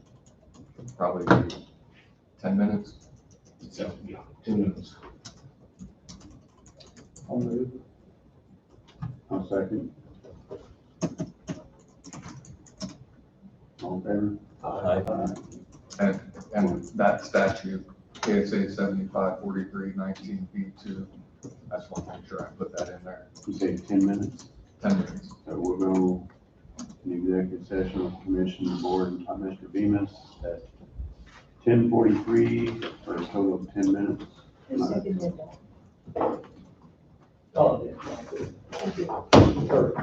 I will. Okay, that's fine. That's fine. I thought you did. There's been a lot of. That's fine. That's fine. 10:43 will come out at 10:53. There's 2 minutes to walk up there.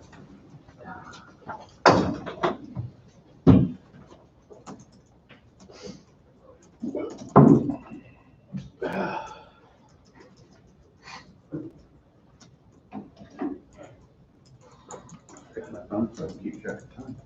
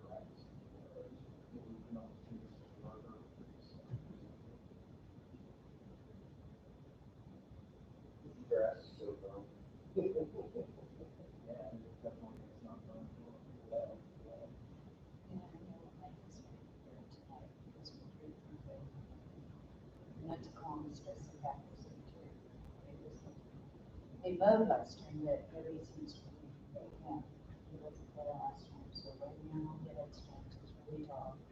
You just gotta put out there and weed, we become mow again, it's like crap. So I know where nobody knows. Yeah. And he does, and all of the ditch, and around every tree, clear out, and he goes further out. Their property. It's okay, it's nice to be respected.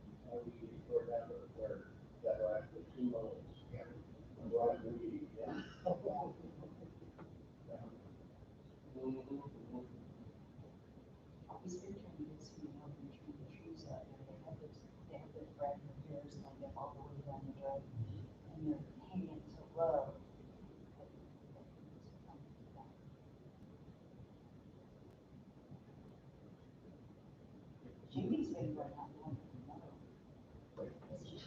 You sent your pen on the very next Columbus number. She better not be secret.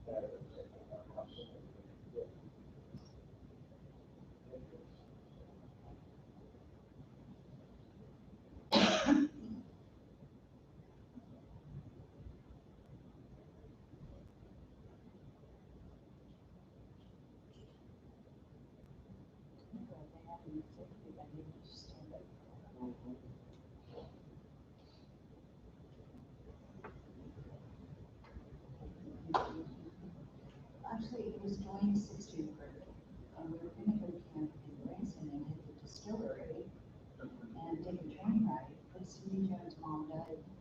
She's been in UTV accident. Is that what comes with it? Yeah, that's what it is. And her and her husband are, and he was a culprit, because he owned top grass. Yeah, yeah, she told me, see, he was injured, she died.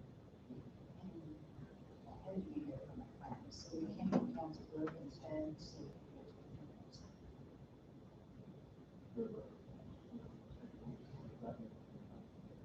That's a pretty good site. The problem is, they're all. Yes, so, if you, like when we got there for the time, there was only one spot on this side of the lake.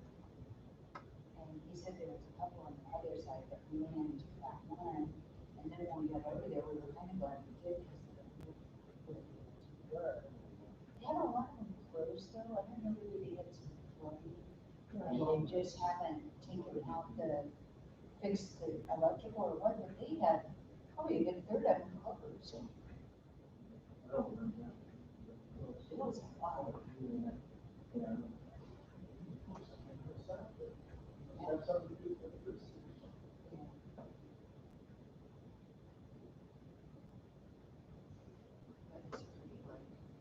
Inside the city, it's really, really big. Of course, there's no camping because it's all houses. It's pretty big.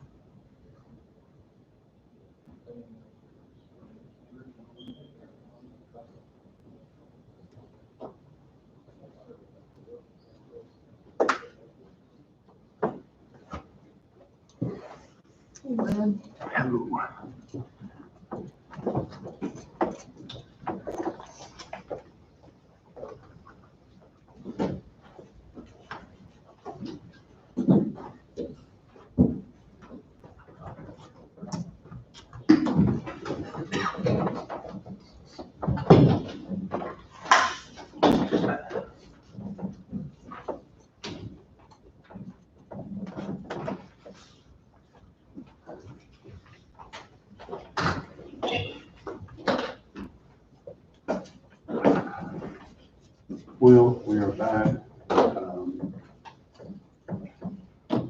Assuming the election officer isn't quite done yet, so I guess we'll go to round table. Nothing else on the agenda.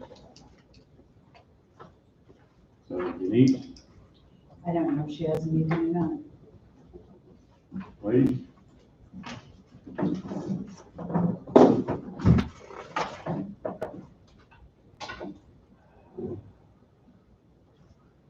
Couple things.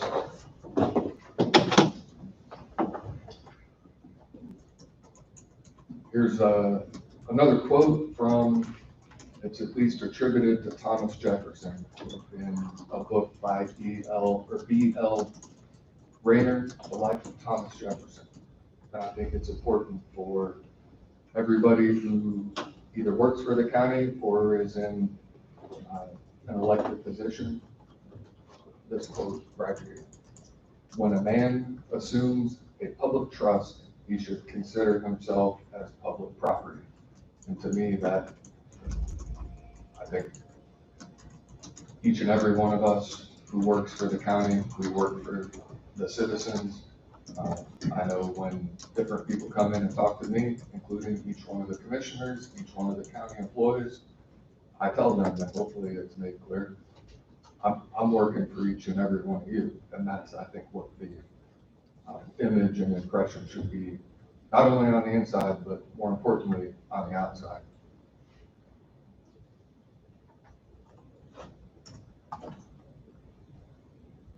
One other quote from Theodore Roosevelt from 1907. The weakling and the coward are out of place in a strong and free community. In a republic like ours, the governing class is composed of the strong men who take the trouble to work in the government. And if you are too timid or too fastidious or too careless to do your part in this work, then you forfeit your right to be considered one of the governing, and you become one of the governed instead. One of the driven cattle of the political arena. So we're here to govern, we're here to, I think each and every one of us, in my opinion, the criticism, and there's a lot of criticism, that just goes with the territory. And if we can't handle the criticism, then we probably don't need to be in the seat for it, because that's just part of it. The issue is, what are we doing to deal with the criticism? What are we doing to allow those who we work for to understand or to maybe see that the criticism is something that either is deserved or undeserved? And I think my opinion and what I try to do is, I've got an open door policy. Anybody who wants to come in, speak with me, talk to me. I don't have all the answers, and I've probably made many mistakes on the way, but I will own my mistakes. I know others do as well, and but there's a lot of misinformation out there as well. So to the public, to anybody who has questions about how or why something is done or not done, if I can talk about it, I will. My door is always open. Call the county attorney's office, set up an appointment. You come to me or I'll come to you. That's what I have.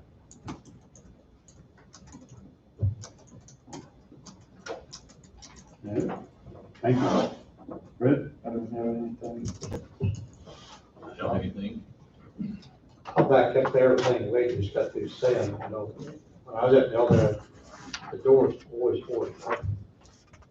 And when I need to visit with Wade or anybody else, Wade is always made himself very available. Open door policy, and and you can't satisfy everybody. There's no way to satisfy everybody. There's always gonna be a little bit of criticism. I don't know what the right word is. You try to soften it, or you try to explain the issue completely as you can. And that may not even be good enough part of the time. I'd certainly back up what Wade just got to talk about. I agree wholeheartedly myself. There's a lot of, Wayne and I always call it white noise when we talk out there, and misinformation, so. Just do the best we can, move on. That being said, we got an interview today at 1. I don't have anything. So, Lisa from McGrath Human Resources Group will be here on the 24th and 25th of August to meet one-on-one with some of the randomly drawn names.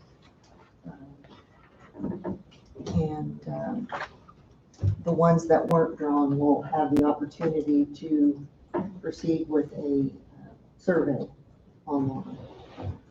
So, and then the 24th and 25th. How were those names drawn randomly? She said that it was computer drawn, randomly selected. Is it top heavy? I mean, do we have a list of those? The names that she randomly chose. Yes. Yeah, yes. Do we? Yeah, I think you emailed it to us, didn't you? Yeah, I did. Yeah. You emailed it? Yeah. Okay, that's why I asked. It looked to me like that was an awful top-heavy list. I don't know what you mean by I that. mean, it was all upper management, a lot of upper management list on it. There wasn't very many of just the county, regular county workers out here on it. It was most, to me, like a lot of upper management, which I call top-heavy. I guess that's a favorite place.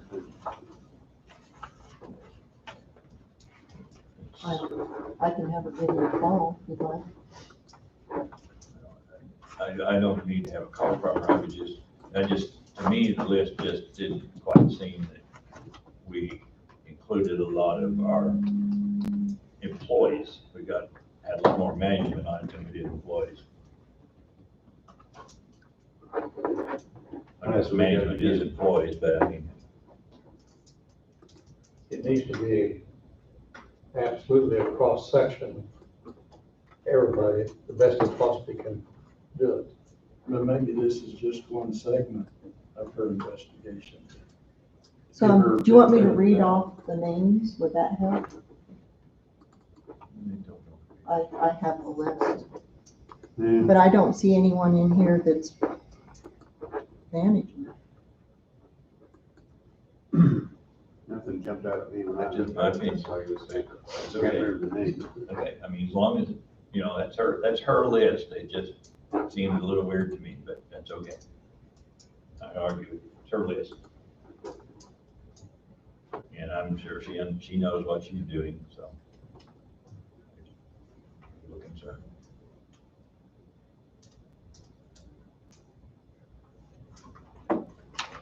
Did you want me to pass around the list? Yeah, we just got a lot of work to do. Or, just canvassing thing that. And then also one other thing, when I was going through and working on the budget letters to send out to all the people that receive funds from the county for the 2021 budget, I ran across one to the fair board, and the request was for 18,000 for fair, but it was proposed 28,000. And so usually you don't give that much, but are you planning to give the fair board 28,000? Usually you give, well, they requested 18. It was just one thing I ran across. And I didn't send out the letter because I wanted to ask you, did you mean to give them 18 or 28,000, or did you mean 18?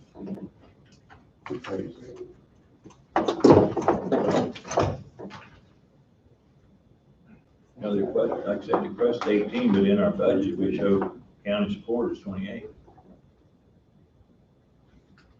Did we get that? Now this 18, that doesn't include the 10 that we give for. For the building. So I wonder if the 28 would include the 10 possibly. Yeah, we As gave far- 10,000. As far as the budget, it would be 28. Yes. Well, but there's another one for fair building for 10. What Yeah, the letter on the fair building is 10. But for fair, for premiums and rewards or awards, you give, 18,000.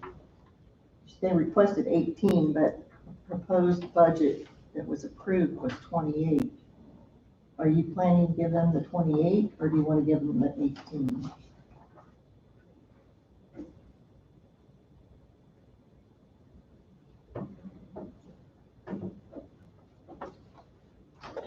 See, I wonder, I see it as we're giving them the 18 and then we're stacking the 10 onto it, which would be part of the county support, which makes it to 28. Maybe I'm not looking at it. Well, there's two requests that have been submitted by the Oh, fair. okay, where's the One other? for fair and one for fair building. Do they have a, okay, It's separate. what's the fair?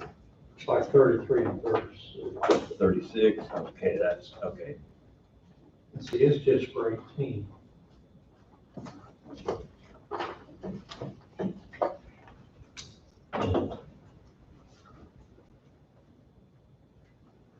Okay, The letter That was- associated with it says 18, Mhm. and yet the back 21 budget request is 28. I would assume the 10 is part of the 28.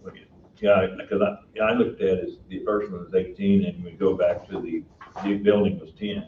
But we don't have any paperwork for it. The only paperwork is on one time, With that letter. which the, our, To me, we got two we passed, one for 18 and one for 10. I think we combined them both To on me, this. it looks like we 28. combined it. I think that would be the Oregon 10. They come in. So do you want to give fair 18,000 and fair building 10? Or do you want to give fair 28,000 and fair building 10? The first one. Okay, that's what I thought, but I just want to make sure. That's where I see it. Yes. So fair 18,000 and fair building 10. Yes. Okay, that's all I needed. See, the year before it's 15 and 10, Mhm. and the worksheet behind the fair is made out for 15. Yes. And the worksheet for the other is made out for 10. They didn't combine them 2 years ago. Right. Two No, separate it's- sheets of this year. It's never been combined, it's always been separate. That's all I have. I guess next, Rhonda passed out another application. Yes. Okay. And it's set up for 1 o'clock next Monday. This one? The latest one? Well, it just depends on if you want to interview that. It's set up for the 24th at 1 o'clock. Okay, I'd like to read it over, take, Pardon? I'd like to read it over, take a look at it. Yeah, No, I this- haven't read it. The latest one's not set up, so it's a different one. actually, there's only, well, did she set the 2 o'clock up for next week? Because I didn't think she did. We're gonna do one Zoom. The latest application we got is set up for 1 o'clock next week. I Yeah. haven't even looked at the application because we just got it today, Well, I think that one was good, okay. Start with virtual, what is it? virtual. Yeah, Brad's. The video. set that up. We do that video. Yes. Okay. So if you approve this one that you're looking at today, that one can be set up also.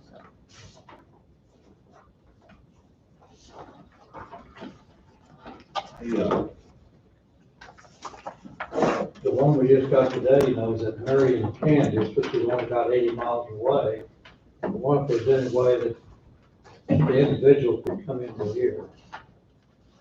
Well, he was wanting to go by Zoom.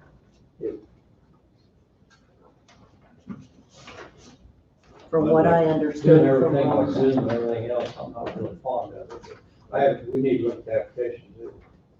Yeah, I think we need See to if look we at the application, have see- time to read it before we set up an appointment. Yeah, nothing's been set up, as far as I know.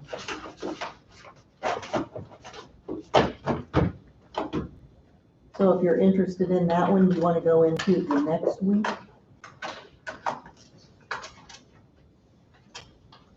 Everybody has the opportunity to read it first.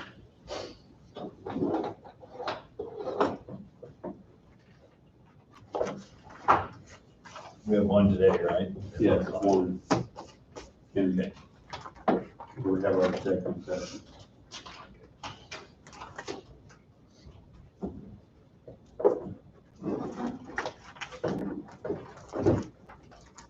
That's all I have, Tom. Pardon me? That's all I have.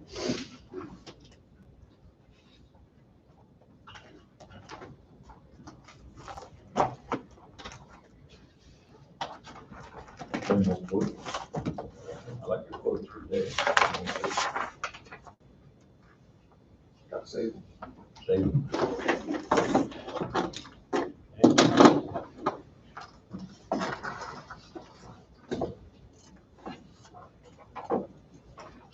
You want to look at this list again, Bob?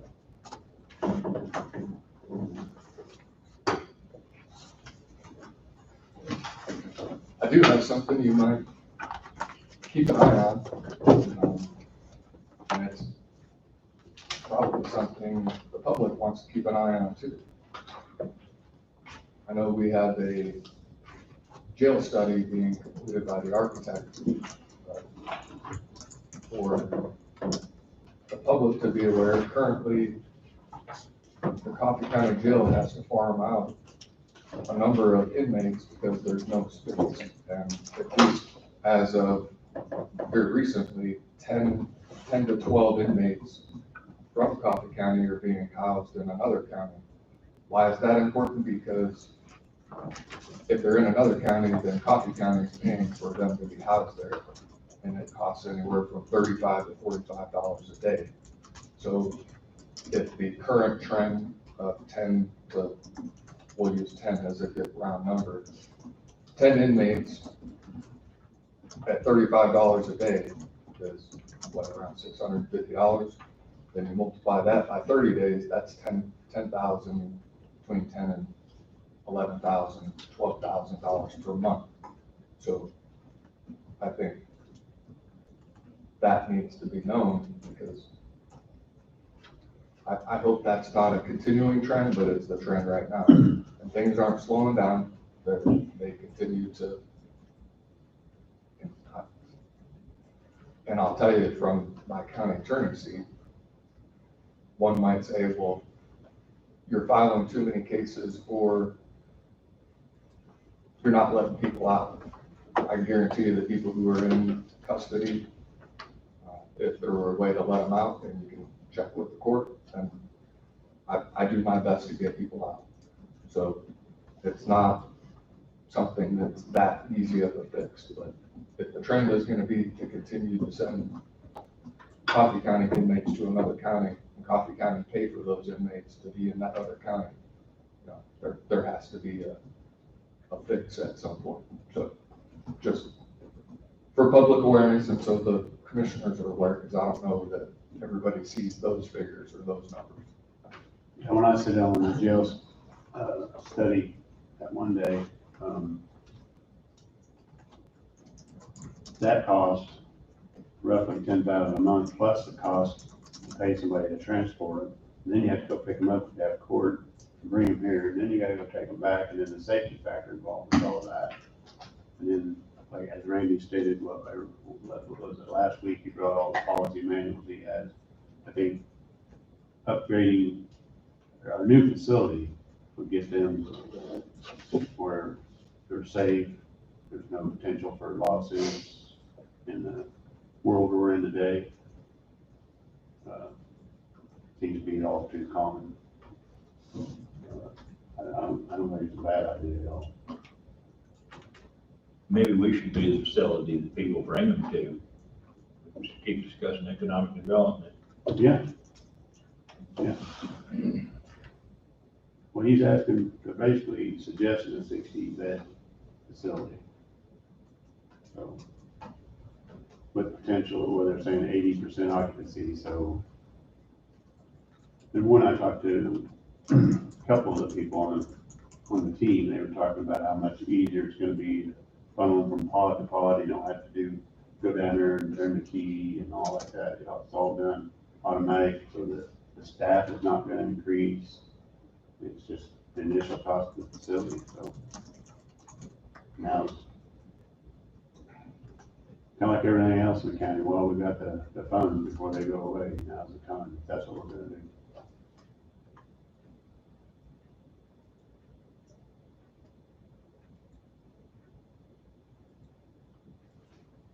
I only mention it because I'm not sure the community is aware of, at least on the criminal side, that the jail is at its max capacity. And the inmates are having to be farmed out elsewhere because there is no space in the jail. And, you know, during the peak of COVID, we were down to 5 or 6 inmates in Coffee County in the jail. And that was just several months ago. And now we're overflowing into other counties. And I'd like to say that the numbers will go back down, but at least the current trend is it's not going to.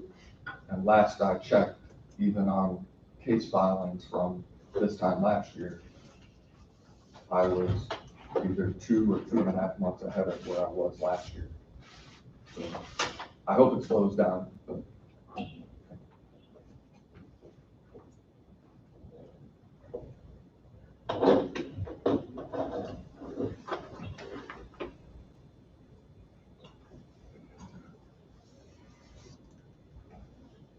I noticed the number of inmates that was in the paper the last 6-8 weeks, like you said, is 4 times what it was back in March and April. So it'll never go away. Probably shouldn't say never, that's a big word, but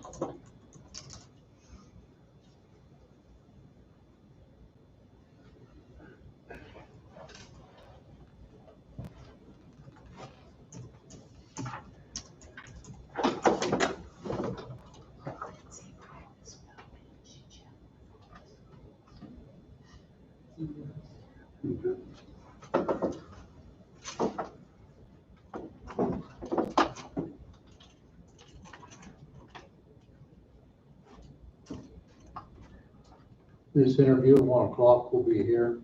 Yeah, in the chambers where we hold executive session. Okay. Will we go there or will we report here first? I would say just report that.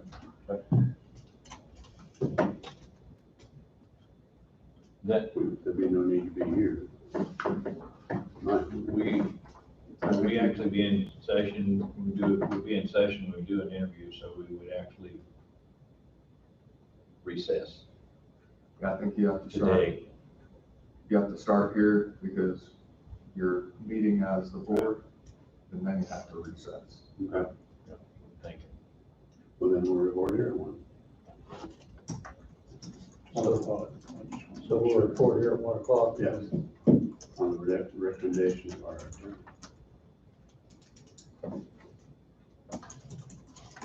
So if we get down there during the day, we'll just recess till 1 o'clock, am I correct?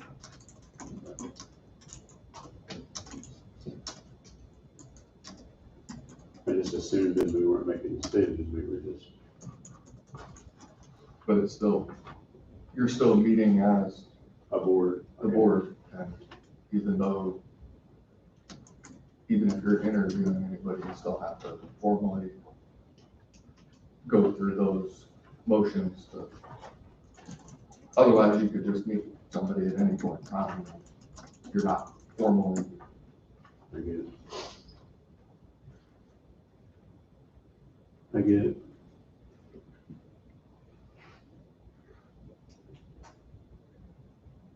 So Denise, can we find out how much longer Angie may need? Because if so, then we could recess now and come back at 12:45 or something to that effect. I mean, if she needs more time, that's fine.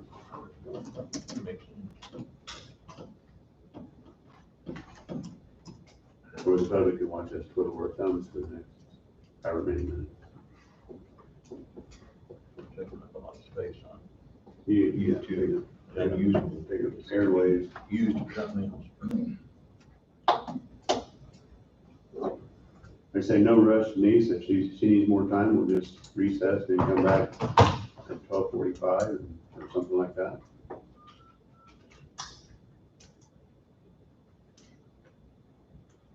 Hey, can you ask Andy how much longer do they need to recess now and come back at 4:45 to finish?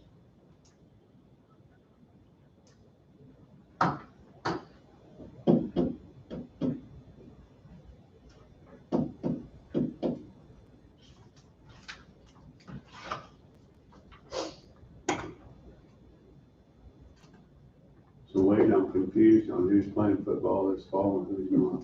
Are you?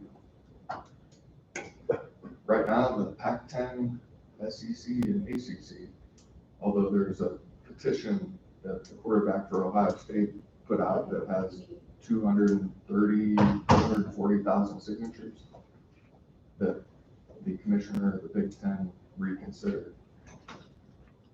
So She said they're getting close, so stay.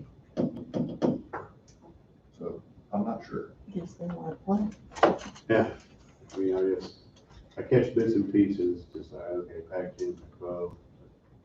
MIAA canceled their football. Emporia and all, they're not playing. Too bad.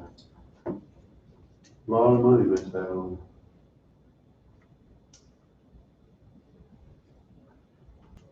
A lot of potential players gonna lose out because of this. You know, that's the Yeah. issue, that's the issue. Kind of like when Jimmy Carter canceled the Olympics. People had worked for that for years and then said, no, America's not going. Well, the state fair's been canceled, hasn't it? Yeah. And that, you know, that's a dramatic impact on the businesses there in Hutchinson. Are they still doing a few 4-H things there though? Yes. Without public or something? Well, minimal. I heard they were Minimal still public. doing a livestock show. I don't- I think it's kind of like our fair. I don't think they're having all the visitors and No. the carnivore rides and stuff like that. I think they're continuing with support. 4-H stuff. Is the way I understood it.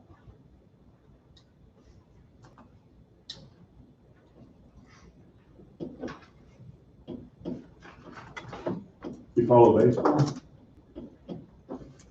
Let this picture of the Royals has, is this his first year senior? I've been watching Tigers. Oh, you wouldn't watch a Kansas City team, huh? What you're I watch it. They play the Tigers. Detroit just lost their 20th consecutive game to Cleveland Indians, which is quite the streak itself. 20 consecutive games. 20. I've been watching the Royals the past few games, this picture That got picture's seen, really good. it really is, it's like 24. I would guess it was 18. They end up having some good pitchers come through. Yeah, he's right up there, Keeping them is the problem. usually.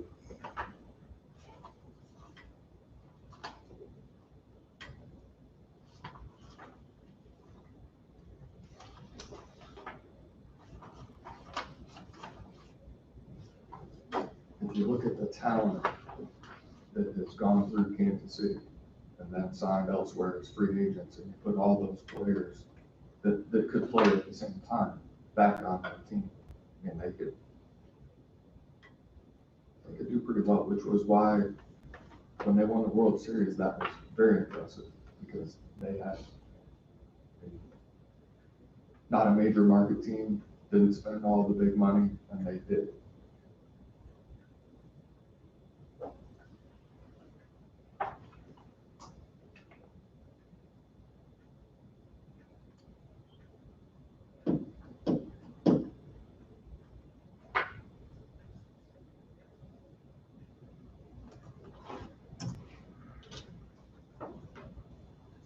And a lot of people who wanted, And what? a lot of people who wanted to play for something other than money.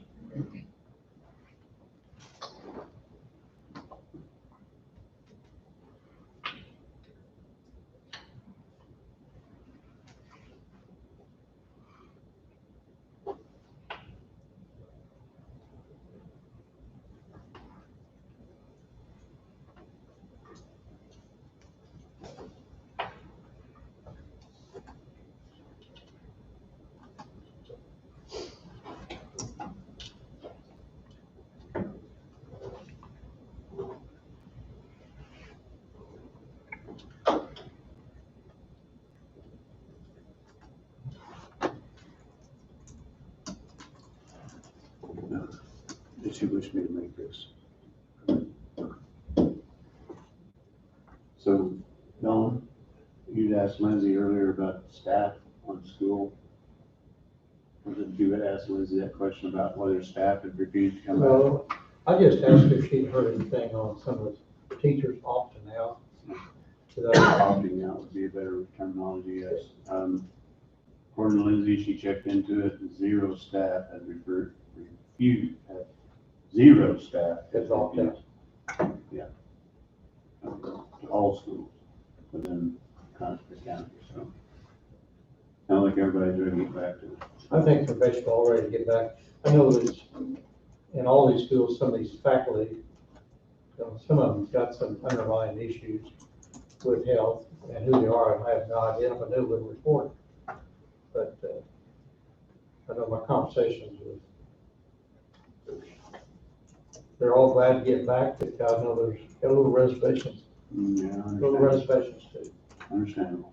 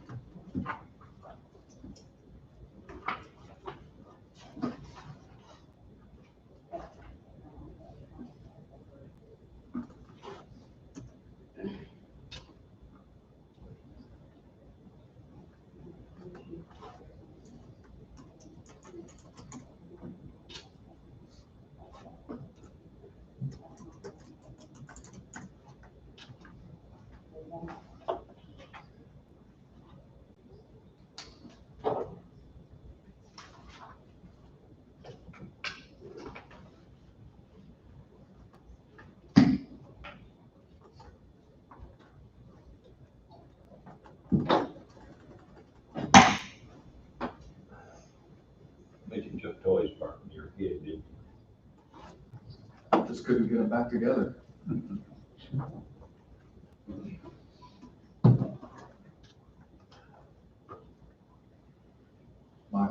My uncle is an aerospace engineer. My grandfather was an electrical engineer. My cousin, I'm not sure what he did for the Navy, but he's still doing something that ties to that. In DC. So, You had family reunions, you guys could go quite the contraption too. my uncle can't even talk about what he does. He'll just disappear for 5 months at a time. End up saying he's been out in the Pacific Ocean somewhere, but that's all I can say.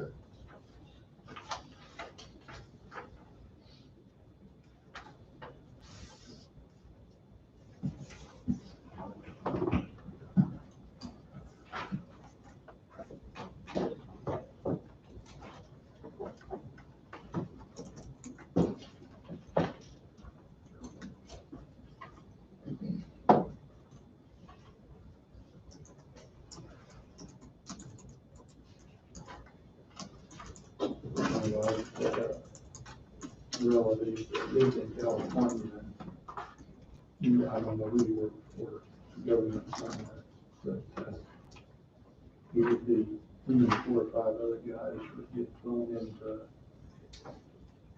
some territory that was pretty bad, and their job was to get a plane flying again and flying out there.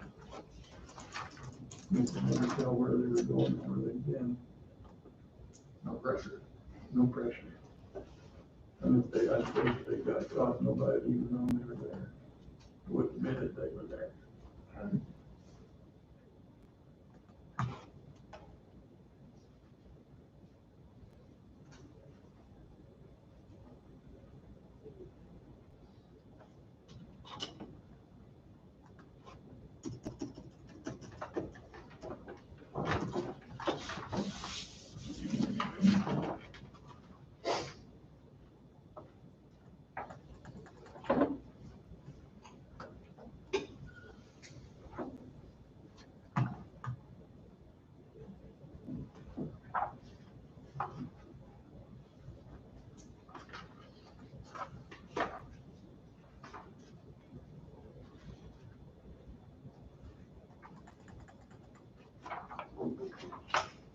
The one thing I'm happy to admit, I have no mechanical experience or expertise.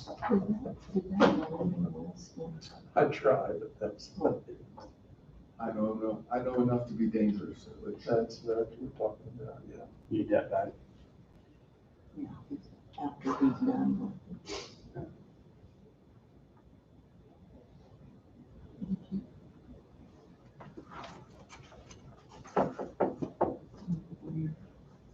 my grandmother, if you had an old air conditioner, one of those window units, and it quit working, he would take it apart and you'd have the fan. Because you never know when you're gonna need that, and then it all stacked up. There you go. He kept everything. And then my dad was the same way. My dad took the 30-gallon, 28-gallon gas and got it in one of his old cars, because you never knew when you were gonna need an old diesel gas tank. Yeah. If the right situation came along, he was right. Tom, can I come back with some stuff? for you? Sure. In the middle of something? No, If you want to go ahead and reconvene. good. The motion to reconvene the board of canvassers, canvass the results of the August 4th, 2020 primary election. Or I guess I'll move to reconvene the board of canvassers. Canvass the results of the August 4th, 2020 primary election at 11:32. Second. Yeah, second.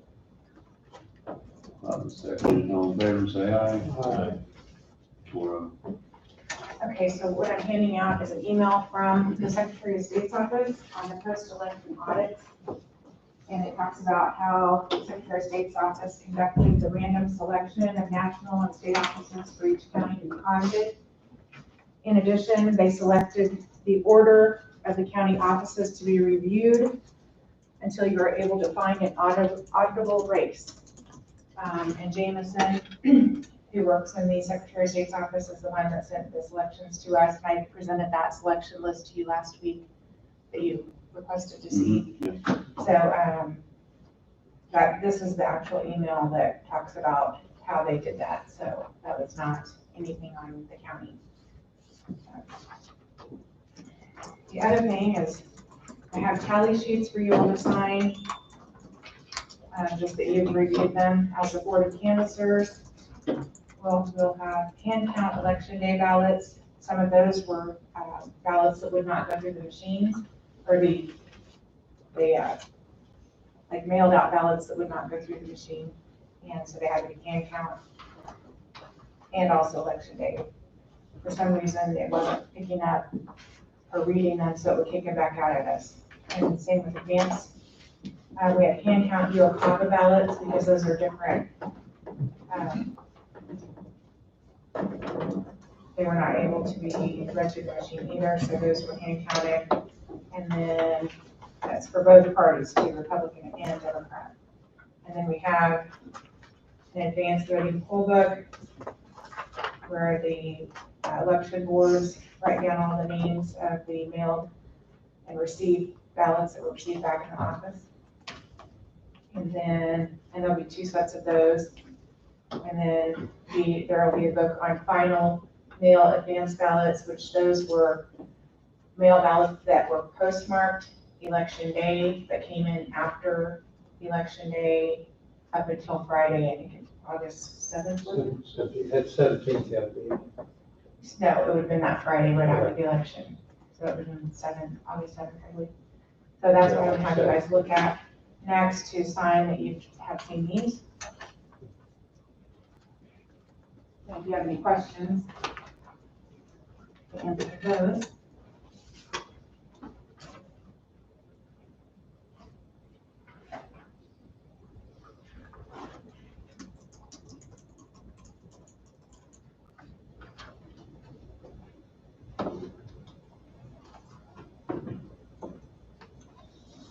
On the back page, you'll sign on all of those inside those books. The last page, but you can review the inside. Sign just down in there, but not in the front or as you go through. They're reading in the provisionals right now, so as soon as they're done, I'll run back up and put that in and get the totals on that. And then I can print the official results. Do you want to wait on me to print all those to sign today, or do you want to, I mean, you'll still, I guess you'll need to see them, because you'll have to certify the results.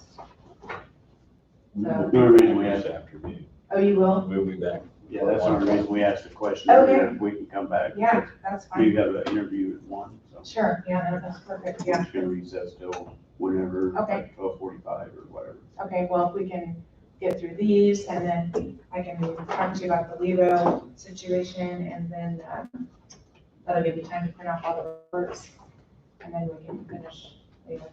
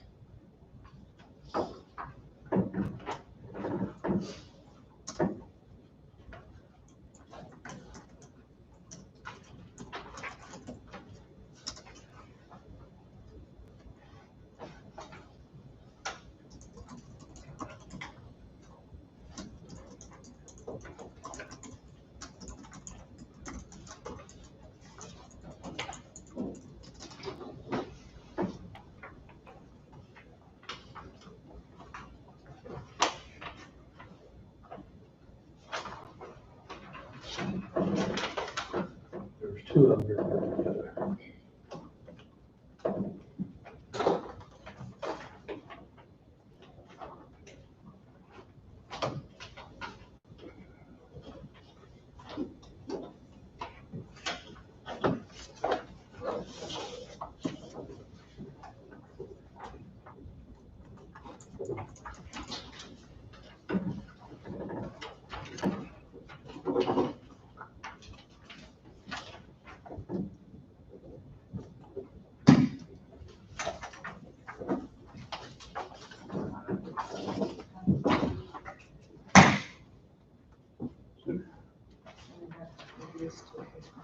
sign it. Oh, what do we sign? It's not back date, back date.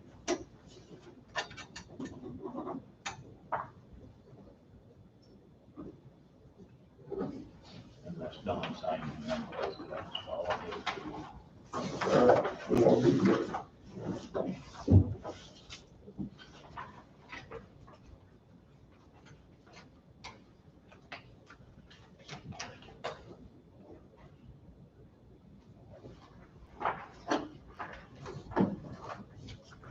So we're gonna hold off on the results, am I correct? For now, we'll go to here and then recess. We'll do this again. So this is basically copy here, we'll recess, and you'll recess. And this one. Yeah. That's your, you're not gonna adjourn yet. Okay. So you Yeah, right, here, I'm sorry. do this. Yes, the wording. Do this, article times, and you should cancel. Okay, we'll do that.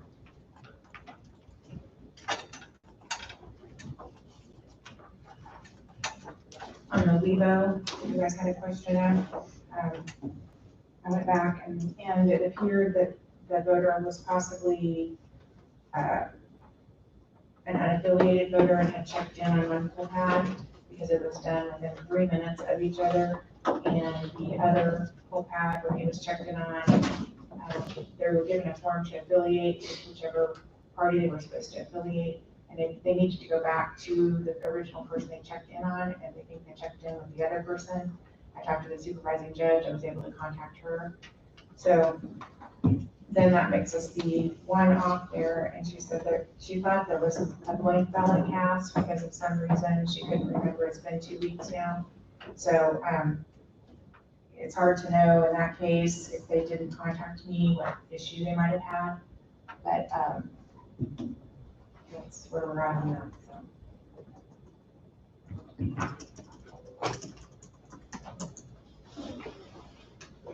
We worked very hard and like I said, to have the few issues we had, it's outstanding for ladies and gentlemen that work once or twice a year for elections, so I give huge kudos to all of them.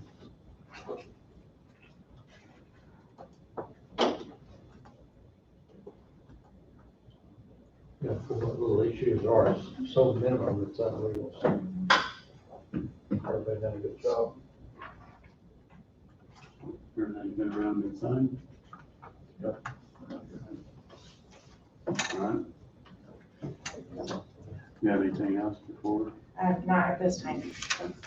So as we cannot certify results yet, I move to recess as the canvas board and Board of County Commissioners at 11:43.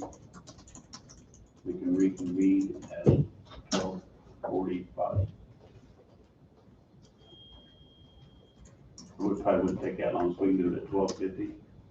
Oh, yeah. That'd be sufficient. Yeah, because I'll have everything ready. All I have to do is sign and then certify and you're done and ready to go. We just, like I said, we got the interview on, we don't want to hold that person up, so. Yep, it won't take very long, as long as you guys don't have any other issues with anything, so. Second. I moved, Donna seconded. On favor? Say aye. 4 votes. Thank you.